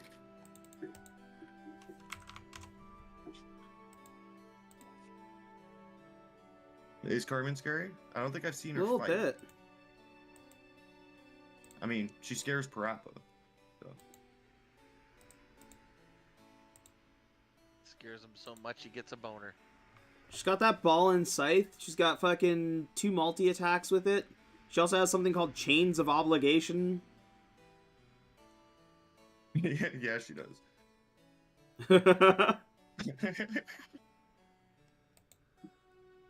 She's got a couple innate spells, like Suggestion, Raise Dead. She's gonna do some crazy shit.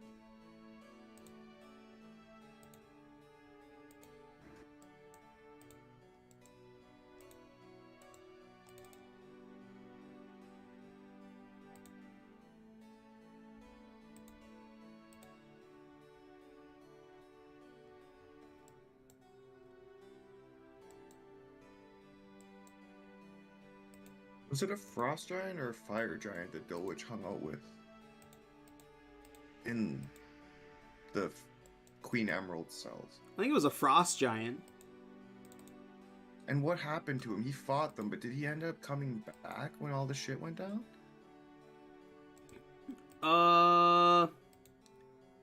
Didn't he stay behind? Or did you help him escape? I can't remember. No, he stayed behind in the prison. But like... No, that was all the Voidwalker people who came back, like Baubles and shit. Yeah, Yeah. You don't know what happened to the frost giant. He might still be in Emerald's prison. Emerald's got to free her boy. He didn't do nothing wrong.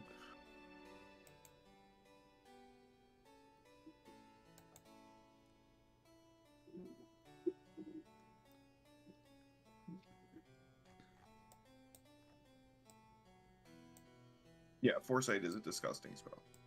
8 hours. You have advantage on everything. Yeah, I mean, they're gonna need it. Yep. They're gonna need it. You guys, these are some really cool setups. This was the only way I could think to truly challenge you all. I was thinking about Final Fantasy and like how they set up like their like final like places and encounters and stuff like that. And in almost every Final Fantasy I can think of, they split the party.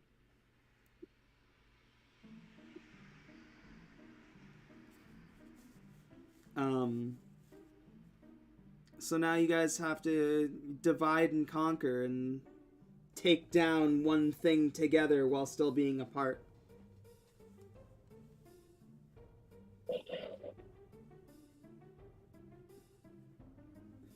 We got this. I'm not gonna We got lie, big, powerful Parap. motherfuckers here. Your group is the one I'm most scared for. Yeah, me too. Me too. We'll be good, though. We got Pass Without a Trace and Glibness. We're just gonna cheese this one. We got this. We're gonna turn into clouds. We're gonna get right to the end.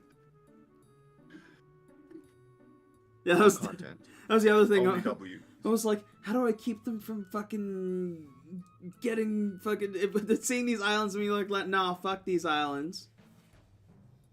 No. I'm just gonna make counterspell parrots. They're a serious problem around here. Like, Yeah.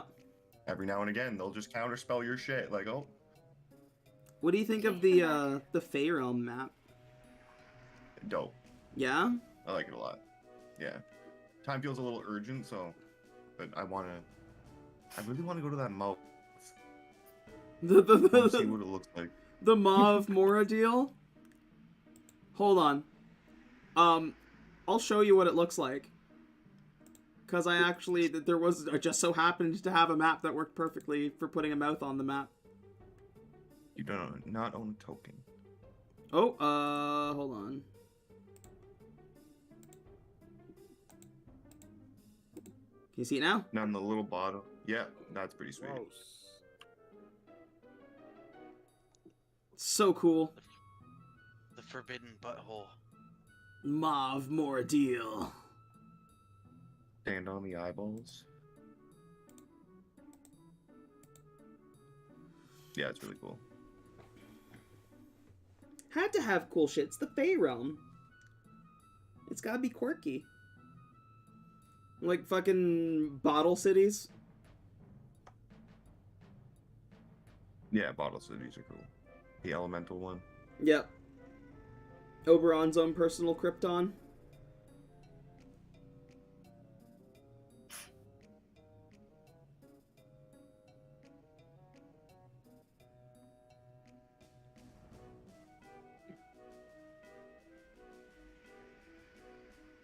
We'll just turn us all into whales.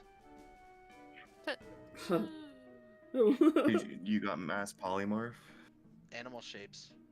Ah, Choose any number of willing creatures I can see within range. I can turn them all into CR4 or lower. ooh. We could be a herd of killer whales. See, with true polymorph, I can turn any object into a CR9 or lower. Well, I mean, I could Hmm. technically turn us into either a giant coral snake, a giant subterranean lizard, an elephant, a stegosaurus, or a giant ant queen. Those then are if I'm kind of the CR4s. And if I'm doing a person, I can do like up to their level of CR. But it's only one target.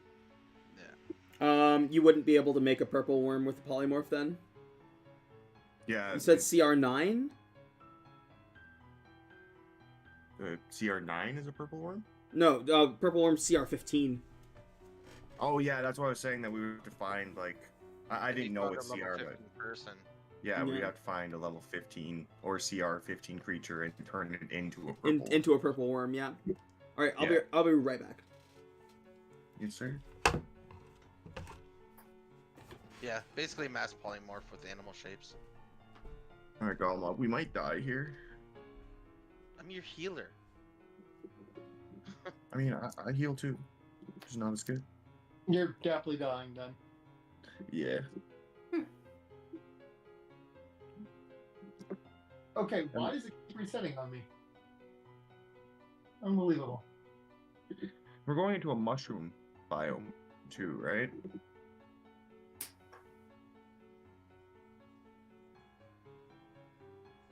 Yeah, the one is a mushroom grove. That's where the Golemovs are and where Chikuna is. The Sky Island is where the Gorgon is and the Last Passenger, and we're going to the Temple Island with Isolde and Dragona. Hey, you better shoot him for me. You bet you will. Kill that motherfucker. Mm-hmm.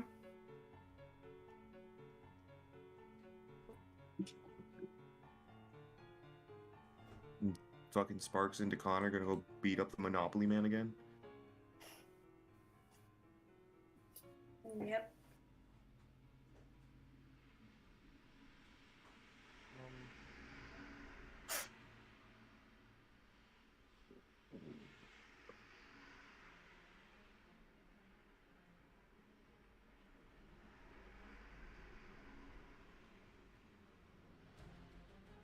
Let's remove that prep and put that one on just in case. Transport via plants. I could just get. I can GTFO at any moment. Or at least hope to. Yeah, we might need it.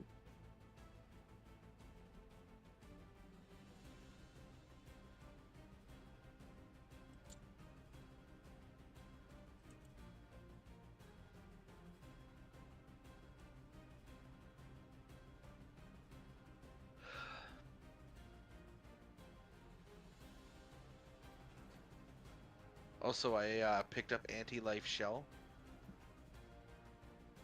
What's that do?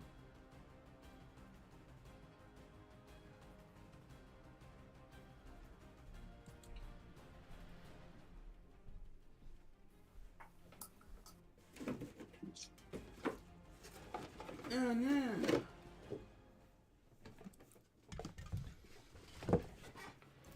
I'm on my Basically a last shield. raspberry bubbly. Hmm. They're so good.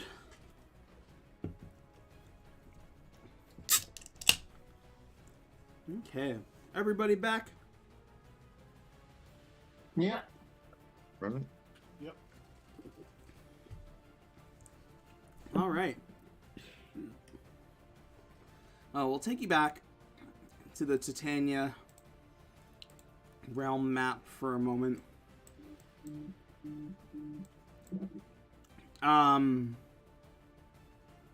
You make your way back down to the trees where the gnomes are.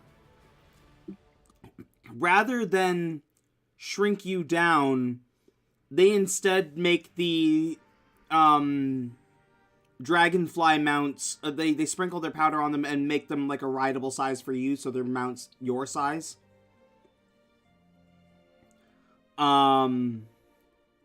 They prepare a couple extra for the extra group that you bring. And look and say, I don't know what you're walking into. You're all very brave. We wish you the best of luck, and we hope for your success. Bring down the barriers, and we'll wage war on this queen.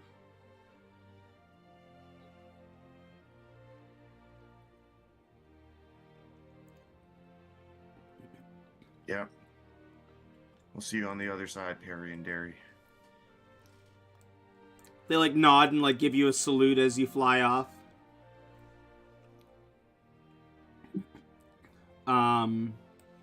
Okay, Nira.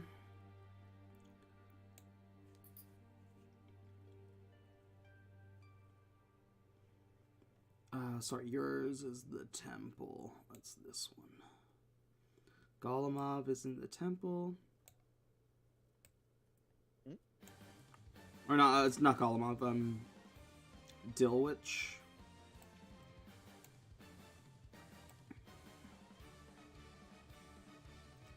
It's going to this one.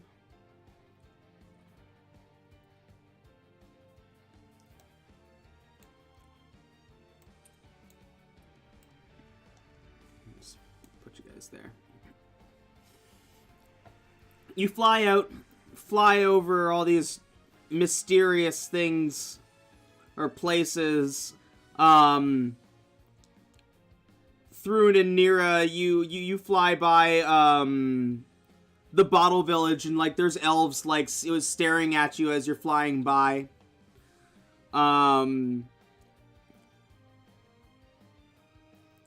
you see things like there's like almost like what looks like a roller coaster on the like little like wire in between the Taffy Mountains. Like you think it looks like, but like at first it looks like a roller coaster, but like on closer inspection, it's like a dragon that's like like not a regular dragon, like a long dragon that is like looping itself around this thing.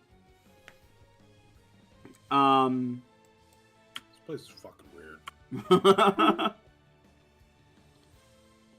Dilwich, as your group is like flying by on there, and Dilwich and Dakan, you see that the snail is now like eating the top of a tree as if it's like broccoli.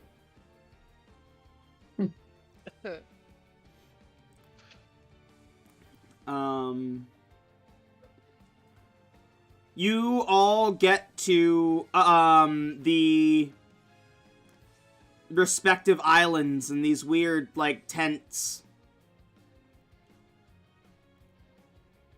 And underneath each of you finds a teleportation circle. Emerald nods and like puts a hand on your shoulder for a second, Nira. And then like snaps her fingers, and you are all mentally connected and can hear each other. Cool. What up, Throom? Hey, Throom. Oh, Throom. God. Hey, Throom. Throom. Hey, Throom.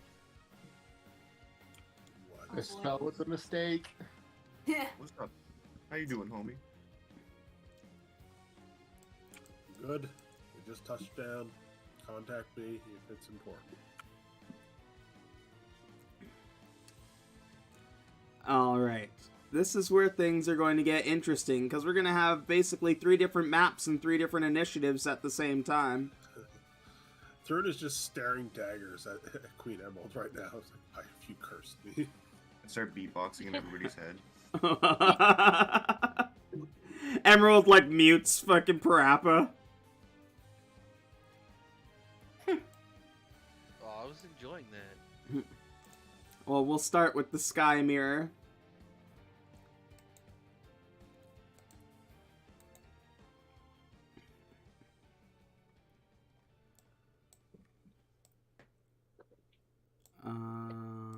I don't think everybody can see.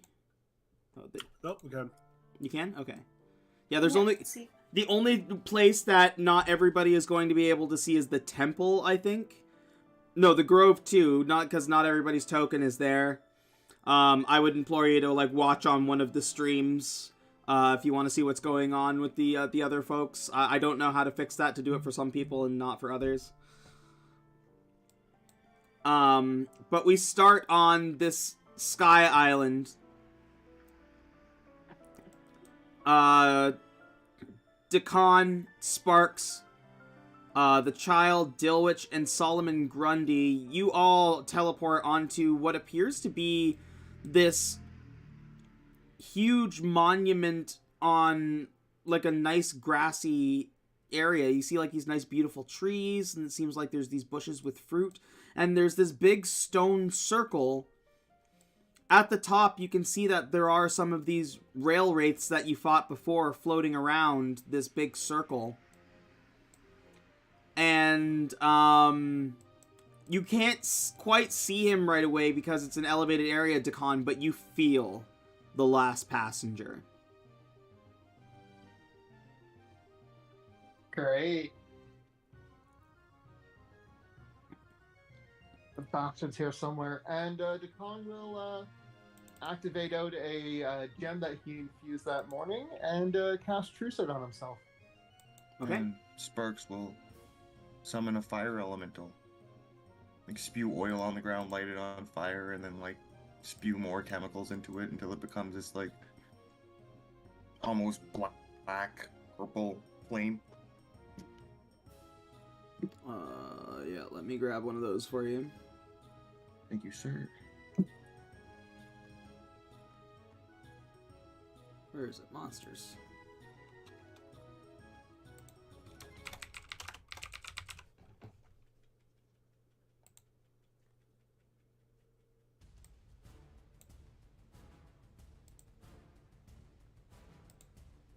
New sight for 120 feet.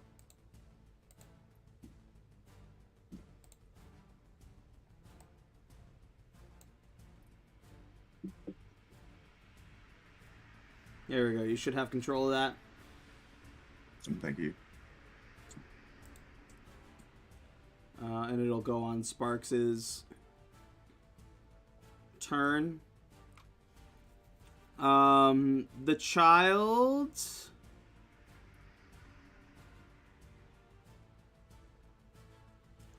I don't think the child has anything to do prepare beforehand. What is this? What is this? Is that conjure something? It is. She is also going to conjure an elemental.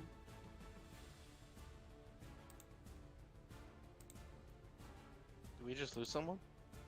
I don't see Maple. Christina, DC. Okay.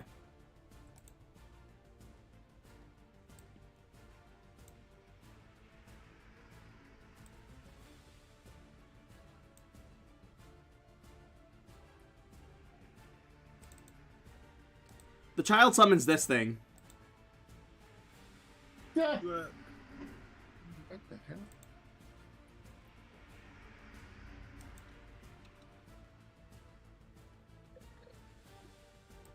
This is very strange.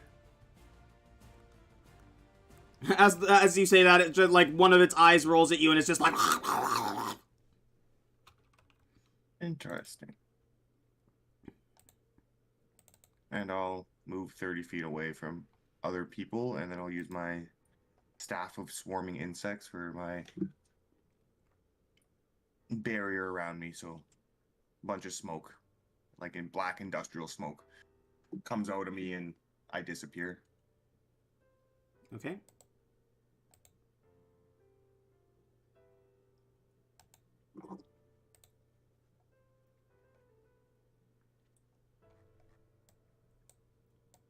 And that's about where we're going to put you into initiative. As you see a bit of a crackle of lightning, and Dakan, you know that just like you know that the last passenger is there, the last passenger also senses your presence as well. We have been detected.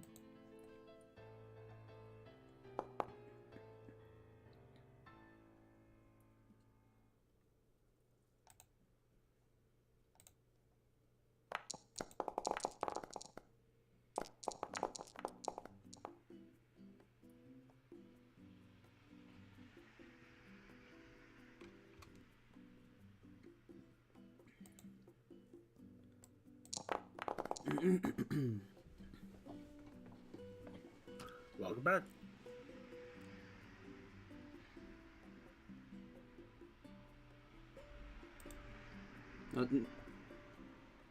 Christina, you back? Yeah, I'm back now. Cool, cool, Sorry cool. about that. Hey, no worries. These things happen, man. So you get all geared up. The last passenger, like, obviously senses you. You can feel that, like, kind of, like, feedback back and forth. Dilwich, it is your turn as, everybody's, like, getting geared up and prepared.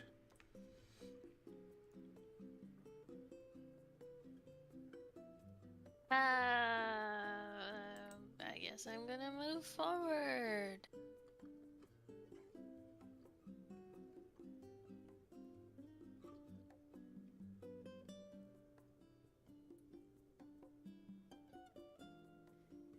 Okay. And if anything pops up, I guess I'll hit it with my sword. You got it. Sparks?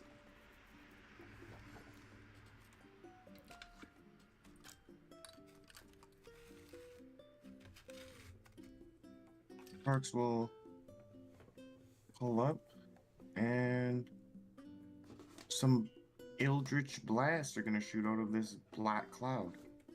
I guess I'd move a little more to this side, under this tree here. You might have trouble hitting anything from where you are, because it is an elevated area. You can see the stairs going up. Oh, Yeah, it's not a bridge. Then I will hold my Eldritch Blast until something comes within range. Okay. And for the Fire Elemental, they'll hold the line with Dulwich and also hold their action in case something comes up. That's me. Okay.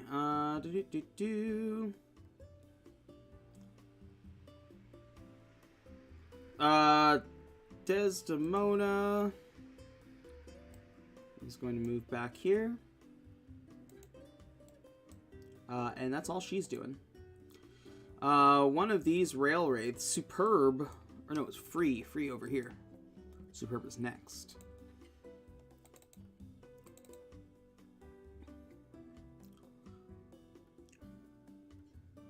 It is going to float 10 feet up.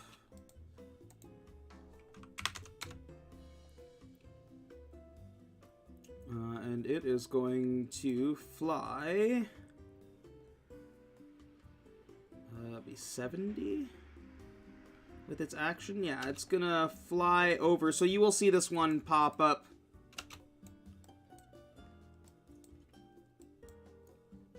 Sparks. Oh, okay. Do I get all 4 blasts here or just 1? I believe it's just 1. Okay. Wait. Because it's the Eldritch Blast. No, it's 4 beams. Okay. Yeah, they Let's don't... roll all of them and we'll see how many hit. 22, 15, 17, 30.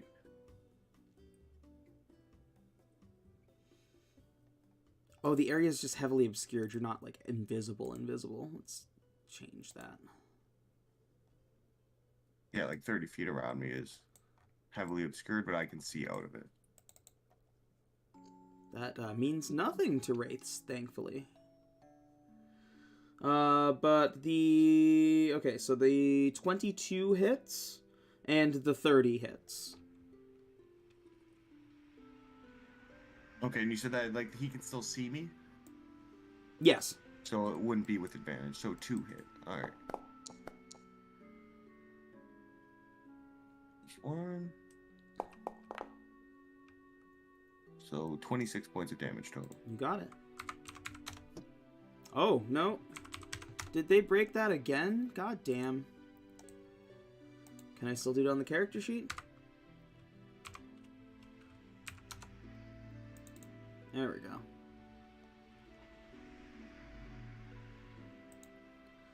There we go. That's all the Wraith can do this turn. Superb.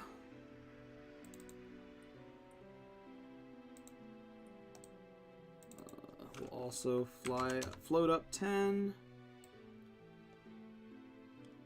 Fly over 70.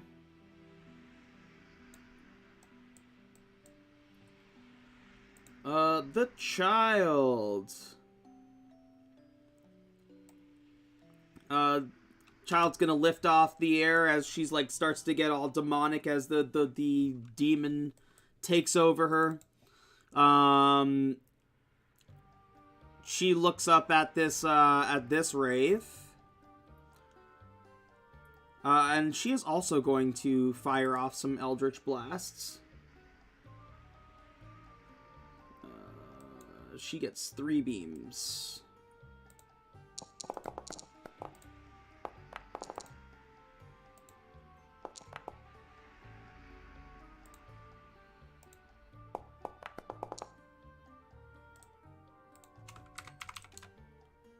There we go. And her elemental...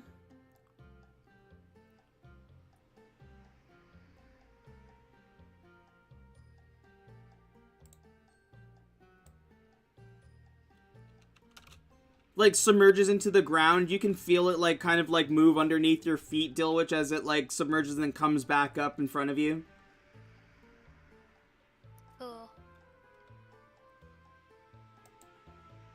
Cool. Alternating Wraith.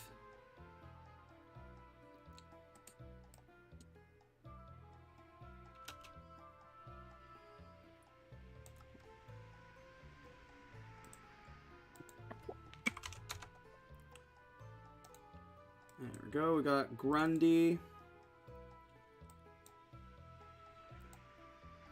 Who's just gonna come up behind you. Dakan. Yep. Yeah. What to do? The con is going to step forward and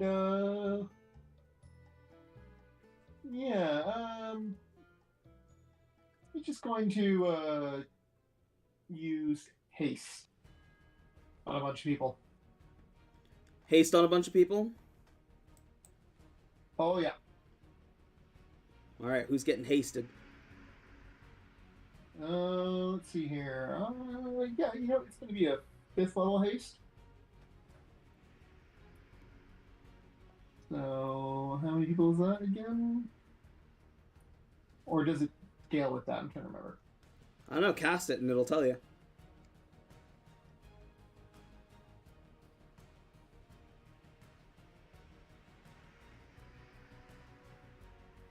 Still one creature? Oh, you can't upcast it.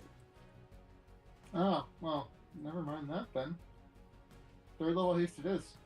I thought I could hit multiple people with it. Yeah, and it's a it's a single person and it's a touch spell. Yeah. Yeah. He's gonna. Oh wait, no, walk it's up. not a touch spell. Sorry, it's a 30 within 30 feet. Yeah. He's gonna cast haste on Solomon Grundy. Okay. Actually, no. I'll make it Dilwich. Okay. Dilwich, you feel supercharged. Sonic.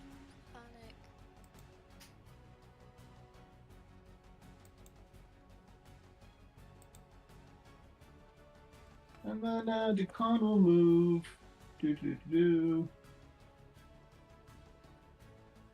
Up and into cover Okay. of that board. We have the braided rail wraith, which is also going to do its thing. It's going to float up off of this.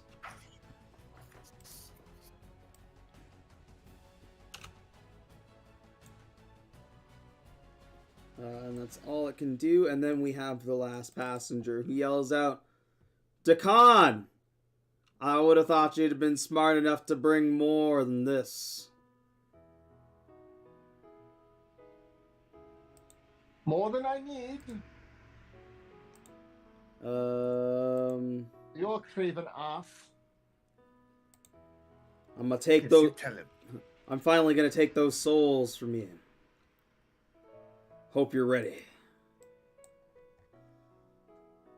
And for now, he is just gonna start moving towards you. How is your train doing? I beg your pardon. How's that train doing? I don't need the train. I've got the souls. Not for long. All of them. That'll change.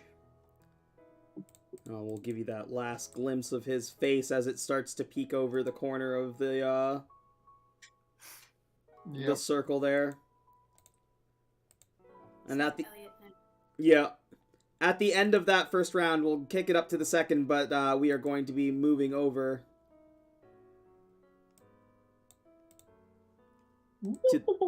to the Temple of Alvis. Ooh. Nice. You find yourselves teleported outside of this large temple. You see the effigy of a hooded man in these statues on either side. And there are several torches lit, and you see this gem up the front in the foyer that is also giving off a bit of light as well.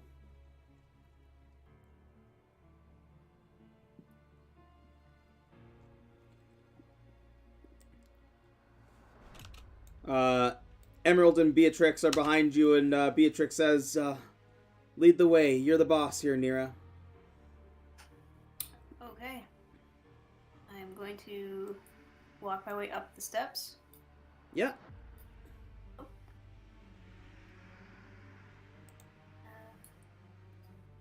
it's not allowing me. Moment. I think it's on the. If you look on the left, it's on.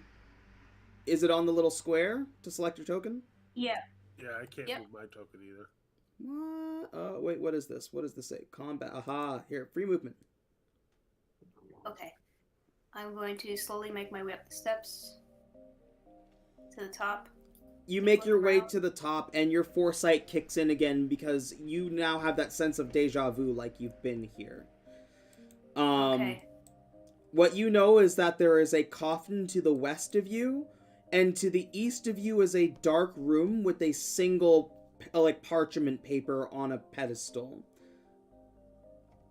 Okay. All right. I'll signal the others to say it's safe to come in this far at least.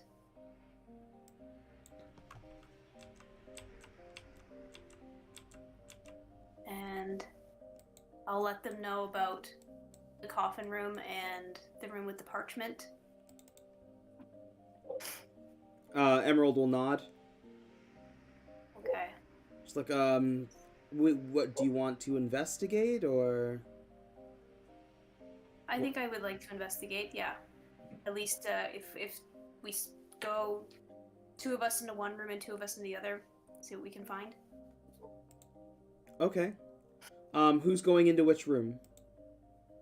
So, Thrun and I can go into the parchment room. Actually, no, we'll go into the coffin room. If Emerald and Beatrix can go into the parchment room. Bold choice. Okay.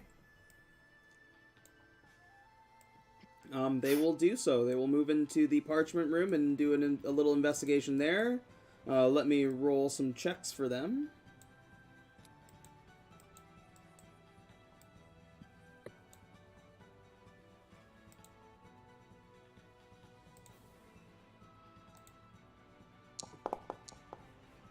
Alright, I gotta activate my drift globe. Whoa.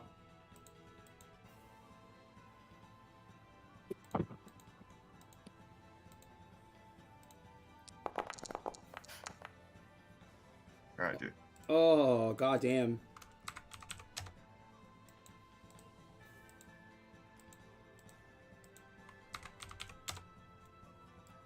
Emerald and Beatrix take 25 damage apiece as they are hit with a trap. Oh, right, I forgot about the traps. That's right. Nira and Thrun, you move into the coffin room. And Thrun, you got your drift globe up, so you should be, like, generating light. Yep. Right. Cool. Yeah, I'm just gonna move you both into the coffin room.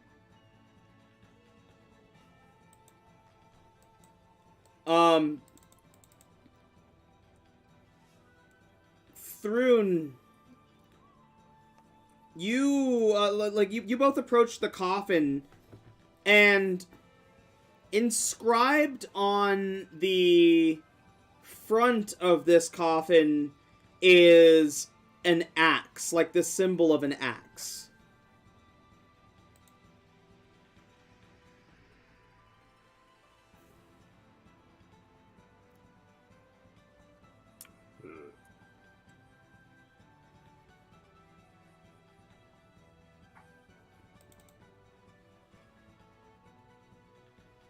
Yeah, I'm gonna get up close and like investigate, like check it out a little more. Thrun, as you get up closer, you start to feel a thrum from your ancestral axe, which I think is you still carry on your back, right? Yep. Yeah, it starts to glow and it starts to hum and reacts to this coffin that starts to rumble. Okay, I'll pull the axe off my back and just kind of like hold it up towards the coffin. Mm-hmm. You hold your axe up towards the coffin. The coffin lid rises and slides and drops to the side. And a skeleton raises up, like sitting up from the coffin, bearing a crown. Looks at you and it says, My axe. How have you come across my axe? Fuck, where did we get this thing again?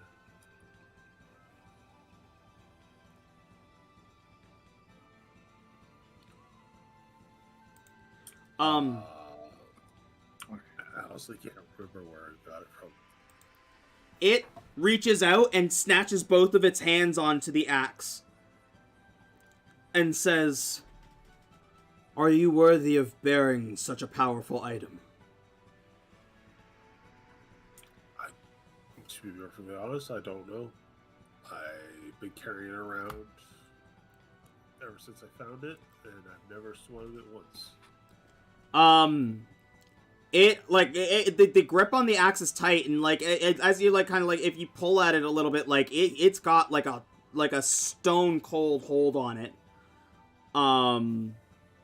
It like looks at you in the eyes and says, "Prove your strength."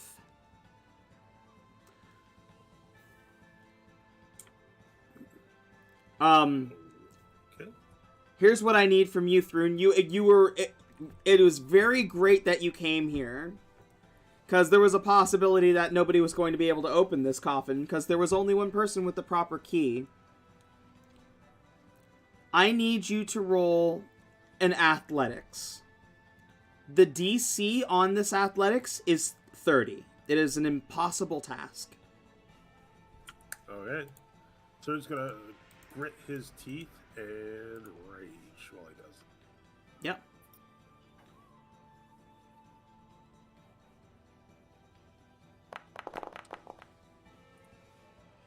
Oh my god! That's my baby. Oh my god! I'm assuming I'm just pulling on the axe. Thrun, you pull against, like, it becomes this tug of war, and like it pulls and you pull and it pulls and then you pull and just like wrench it from this thing's hands.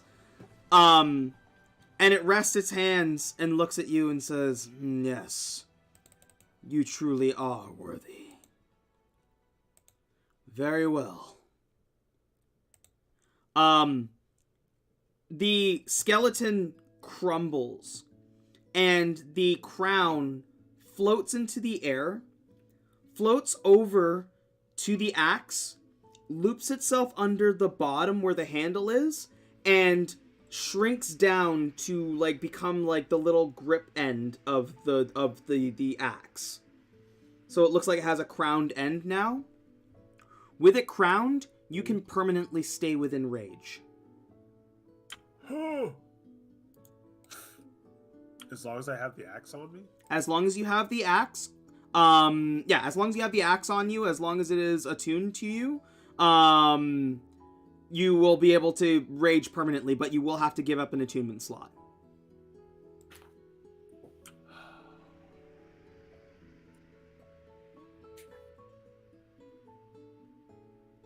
Okay.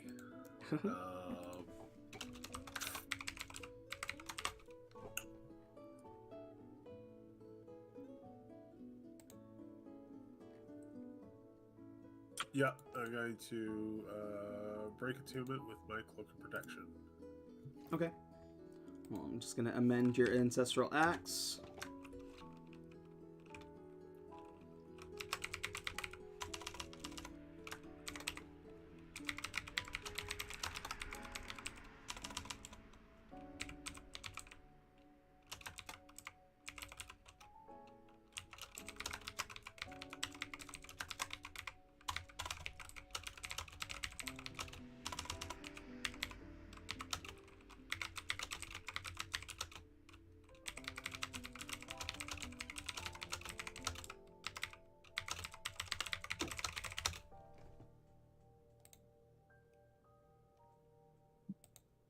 There we go.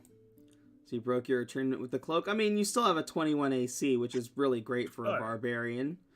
Ancestral axe is equipped and edit details. I assume this requires an attunement. Yeah. There we go. You are now attuned to the ancestral axe. And can I change one thing about this. Yeah. Just because I know it'll make a certain somebody in the group a little jealous. Yeah. When I'm not using the axe, can I turn it into a crown and wear it on my head? Yes, you can. Yes. Go ahead and edit it and add that to the item. That absolutely. That's so cool. Yeah, instead of having it on your back now, you can just like make it like you can have it shrink down into that crown shape and almost like instead of like having the glowing axe with the crown on the end, it's the crown with like a glowing axe shaped jewel in the center of the head. Alright, I'll edit that right now. Yep. And while you're doing that, we will move to our final scene for the night.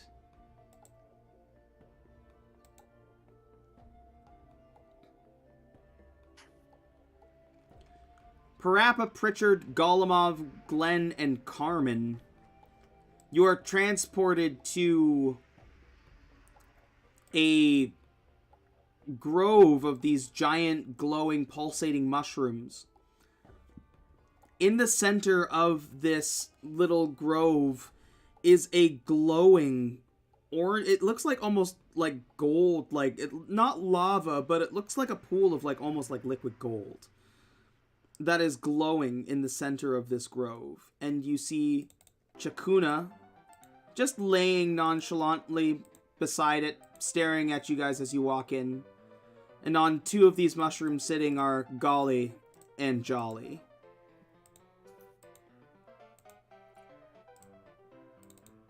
Oh, well, look who decided to join the party. Howdy. Golemov, you ready to join us? Nah, I don't think so. Oh, well, suit yourself. None of your friends are gonna make it out alive, but we had a place for you. You could be our jester. I'm sorry, you've already taken the one of being stupid. Oh, wait, you Jester. got him. Carmen puts a hand on your shoulder, Parappa. Like moves up and puts a hand on your shoulder, and she says, "That's not the only things that are here.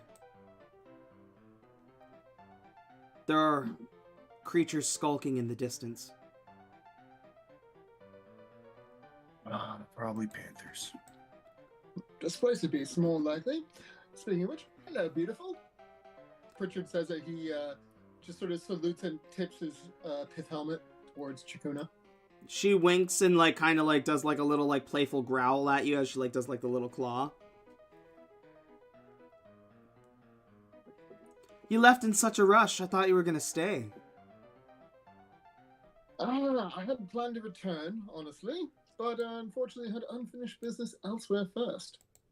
Here, for instance, in fact.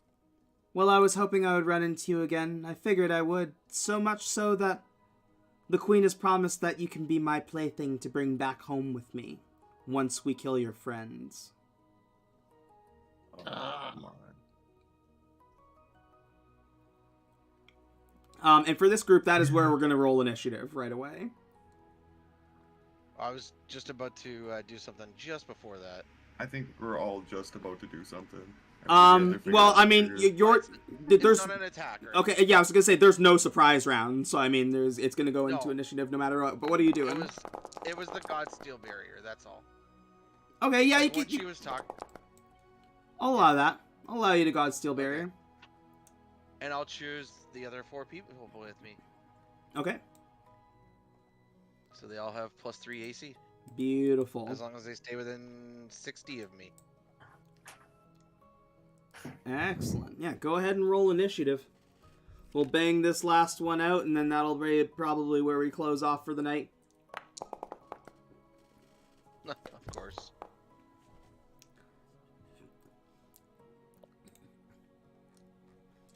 Chakuna manages to outspeed you, Major. As she does a quick, like spin up onto her feet and looks at you. And says, "Oh, I can't wait to just tear my claws into you again." And as you look closely at her, you can see that, There's a, I'm gonna take that. That she shouldn't be marked. There is, however, let's just give her this. Because what you see is that, like, as she's moving, it's almost like that she's making, like, waveforms of herself as she's moving.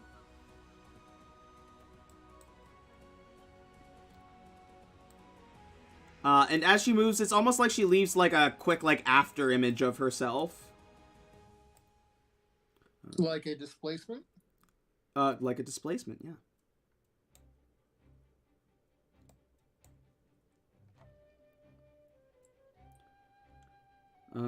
She can fucking move. Yeah, she's gonna speed, like, the whole 40, or other 40 up. She's gonna be in your grill, but not going to be able to attack. Oh. Teacup's gonna be like, oi, no you don't. And he's gonna cast Greater Snapback. Greater Snapback? Fucking cast it. Once a day. I don't actually. Oh no, I do. I definitely put it on your character sheet. Yeah. Thank you, sir. Yeah.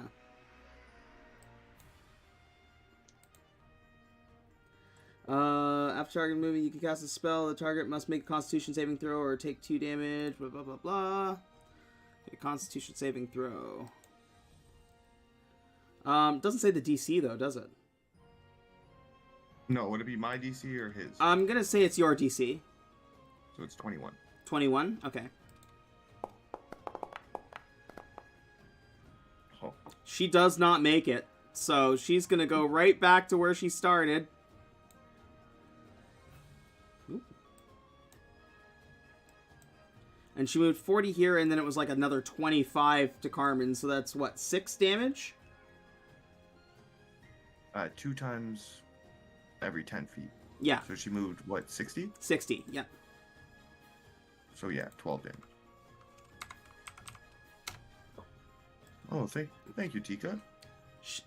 She like runs up and like here's like, oh no you don't, and like is like back in her spot, and she's like, what? And she like looks up at you, Parappa, and just growls. Just like smiling, talking to my gun. And that's Takuna. Major Pritchard. Richard is only slightly disappointed that his reunion was set back a bit, but yeah.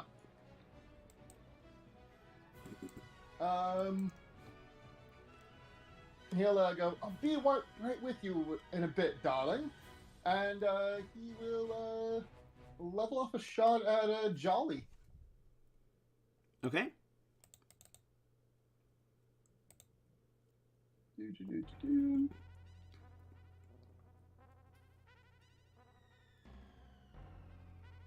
There we go, that's targeted.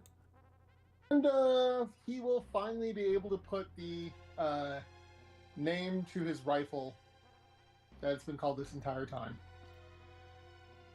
Make good on that name. The Oliphant.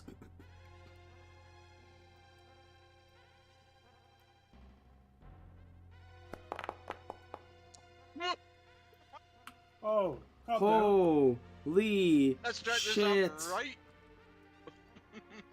Holy shit. Heck yes. Yep. Blast. Yep. Blast him.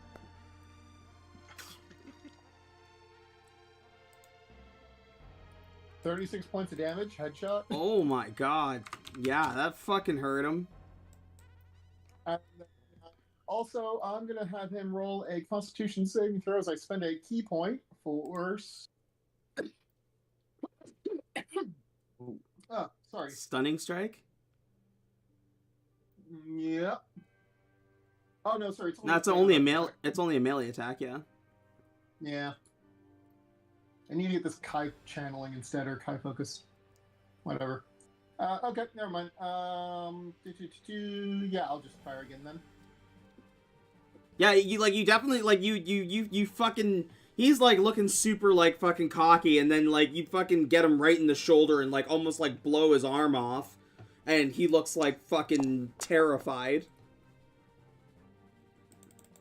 15 is not gonna do it. And as a bonus, you know what I should have done? I should have done bonus action Hunter's Mark first, but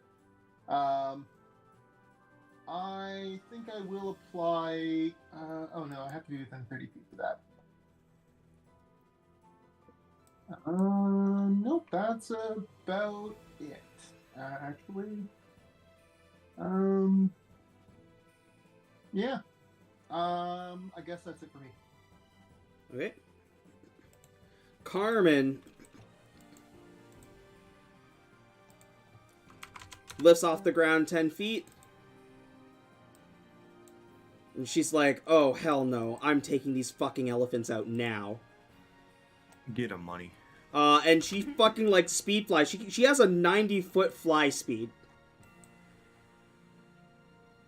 She gets right up in this fucking Golomov's face, and fucking first thing she does, what can she can constitute one of these attacks for a chain of obligation. So yeah, she's gonna roll chains of obligation. As you see, spectral chains just fucking roll out from her back, like where her wings are. Like she spreads her wings out fully, and from beneath them, these spectral chains come out and wrap around Golly. And Golly is going to need to make a charisma saving throw.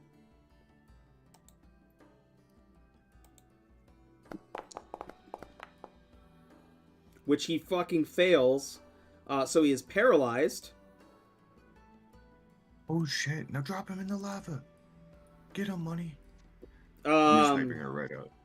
And then she takes her second attack on the scythe with him. He's only paralyzed until he takes damage, so if she succeeds on this, which she probably will with the advantage. But that, oh my god, for that fucking crit though. Oh. Ow. Atta girl. Man, we are just critting all over the place.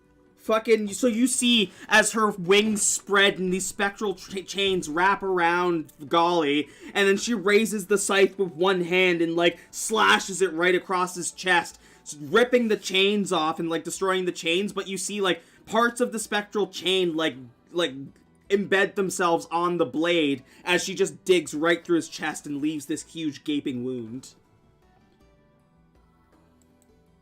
Golemov visibly winces when that happens. That's my money.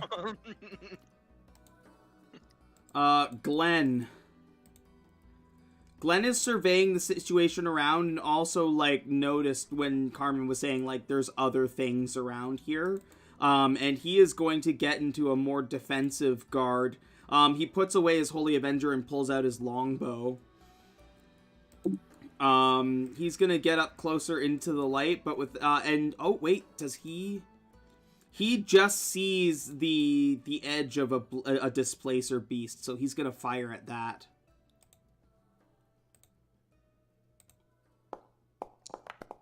And I believe it should be with disadvantage with these guys. Yes, they have displacement. That's still a hit.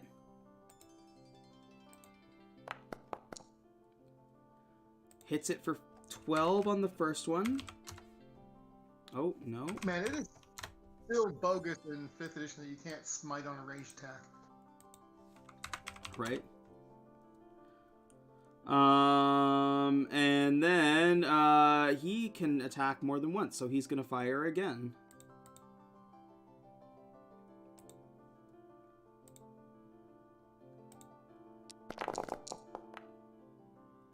And misses on the second one. But fires off 2 shots, and you hear, like, the yowl from the, Displacer Beast as he makes one land. Tactful. Yeah, the Displacers get to go, or start to go. Tactful, they have a movement speed of 50.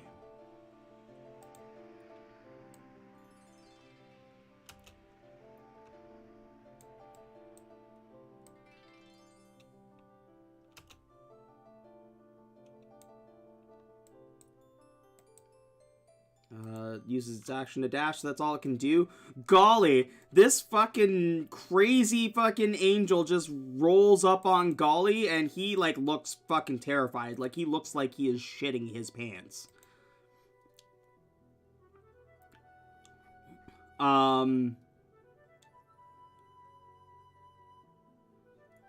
Yeah, he does not want to be in this situation. So he is actually going to wild shape.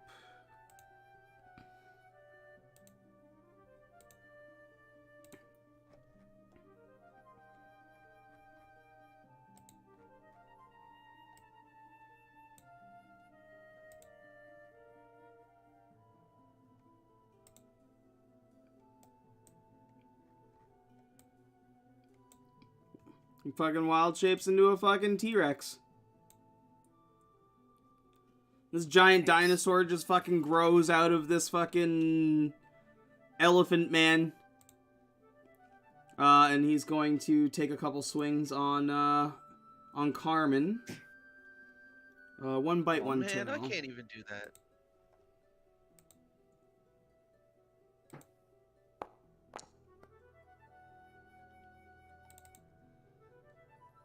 Yeah, no, Titania gave everybody all kinds of gifts.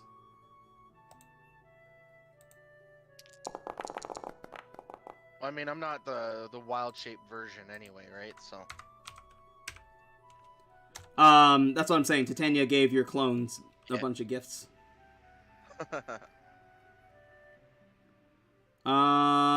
So yeah, that's 27 damage on that, and then the tail. Sorry. Carmen is grappled.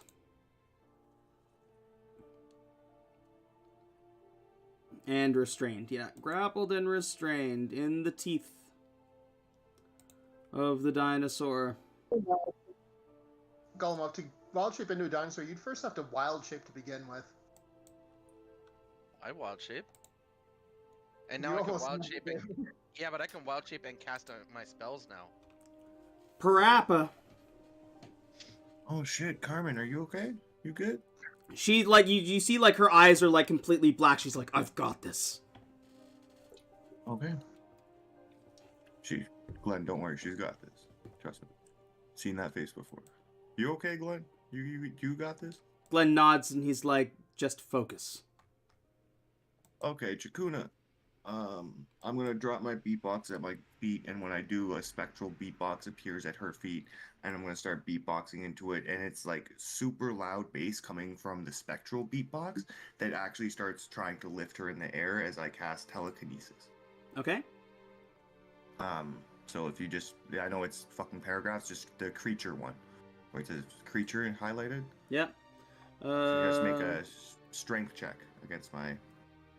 Against, so it'd be 21 that she has to beat? Well, we it's like a contested roll. Wait, So I also make have an to roll. ability check with your spell casting ability contested by the creature's strength check. Yes. Okay. Athletics. She rolls a 1. Yeah, how high do you lift her up? I'm not gonna lift her up. I'm gonna lift her into the molten gold here, and just put her inside of it. Interesting. Okay. A crown for king. But we don't know what it is. No, we don't. But it seems scary. She submerges into the liquid as she starts laughing. Well, you can just hang out in there for a while. Hold on, I'm gonna need to refill her health. What? Yeah, that's why you don't put people in things that we don't know what they are. I thought it was molten gold. That was my guess. Damn Look, it, I didn't think the forest goop was a good thing.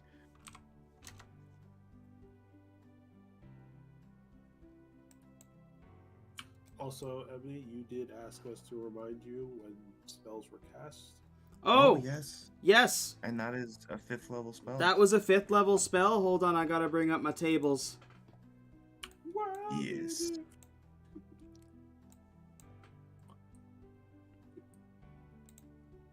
Holy shit. Where are my A tables? few spells. We completely forgot that for the previous fight section. I was just thinking, I was like, hey, we're in the Fey realm. Magic. Wild magic. Yeah. Where are my... trying to find my tables. Is it in Carnivals and Curses? Yes, it is. There we go. Level 5, eh? Then what I need from you, Parappies, is a D100 roll. Mm-hmm. 60...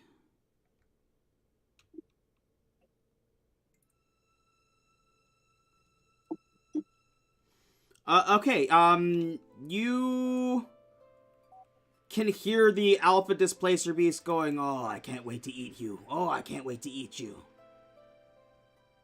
Me? Yeah. Oh, hold on. Just gonna move a little bit over on this way. There's a delicious frog right there. I'm saying this out loud. You know, you can focus on him. You know what? Carmen's okay. Just for that, Teacup, get him. And mashed potatoes as I throw Teacup into the air. Yep. Oh, that's the wrong gun. Sorry.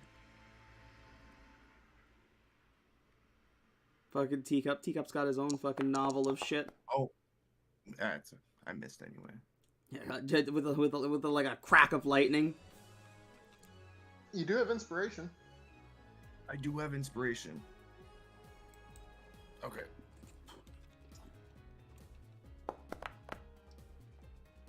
Hey, Teacup. That hits.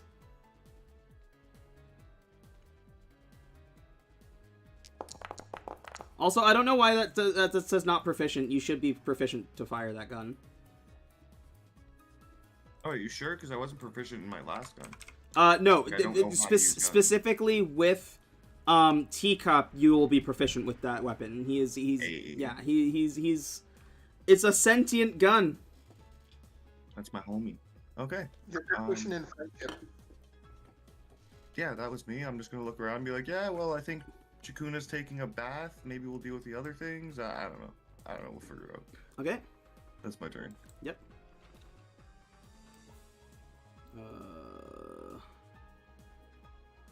100 feet.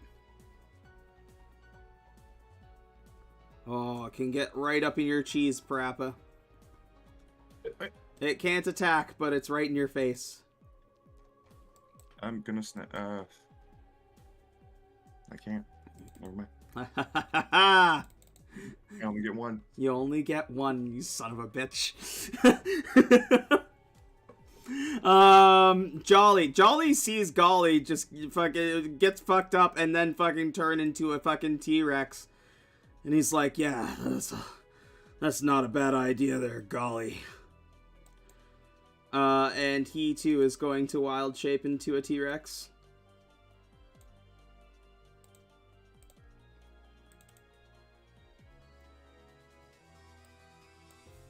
A larger target.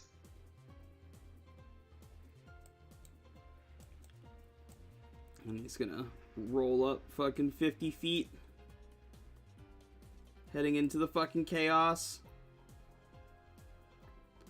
Golemov, your twins are turning into things that you can't. Are you jealous? A little bit. Good. Little bit.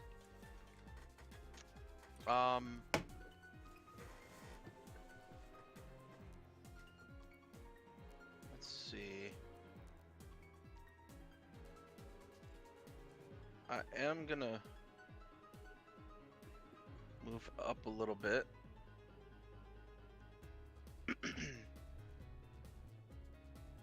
And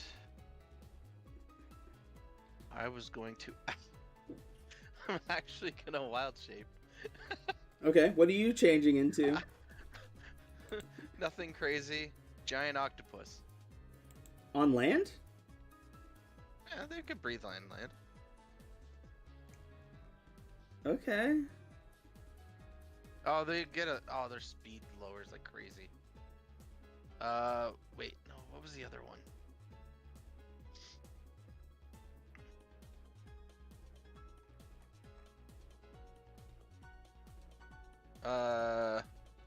No, let's go Direwolf.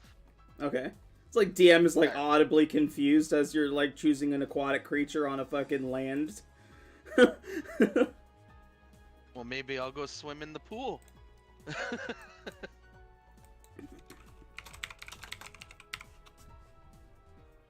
And then, because I can do this now, I'm gonna cast a level 4 spell. You sure? Yeah. Okay. Hold on.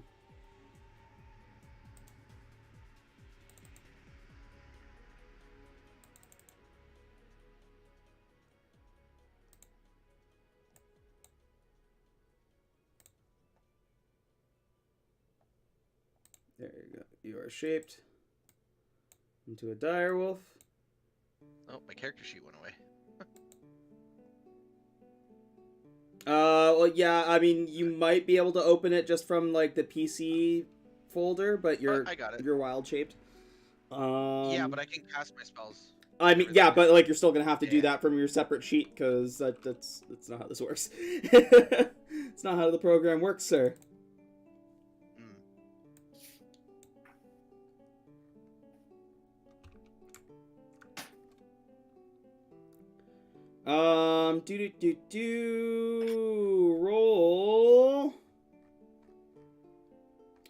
Roll a D100 for me. I lost all my sight. That's because you're a dog. No, hold on. Vision enabled. There you go. Can you see now? No.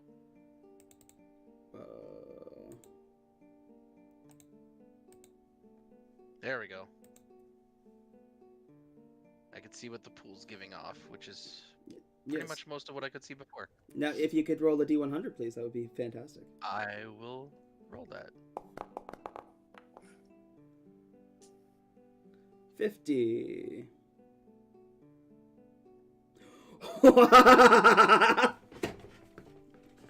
I love this game. You go, like, you finish casting your spell and go to, like, say something witty afterwards, and you can't speak. As you start to speak, pink bubbles start floating out of your mouth. So my spell didn't go off, or? Oh no, the spell went off. You get your fire shield, but you're not going to be able to cast any verbal spells after that, as you can't speak for the next minute. I don't have to speak to cast my spells now. What?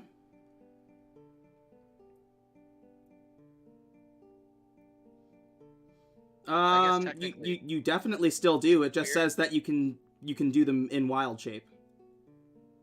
You aren't able to provide material components, though. So any verbal one, you still have to be able to verbally speak. This is specifically what it says. You can't speak for the next minute. When you try, pink bubbles float out of your mouth.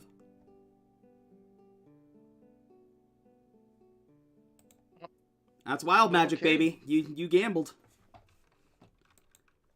Well, I mean, all I have is. What am I gonna do? Not stand there and like twiddle my thumbs? Hey man, I don't know what to tell you. You knew the mechanics of the stuff that happens. So that for the next minute you can't cast spells, or at least verbal component spells. I pass. This displacer.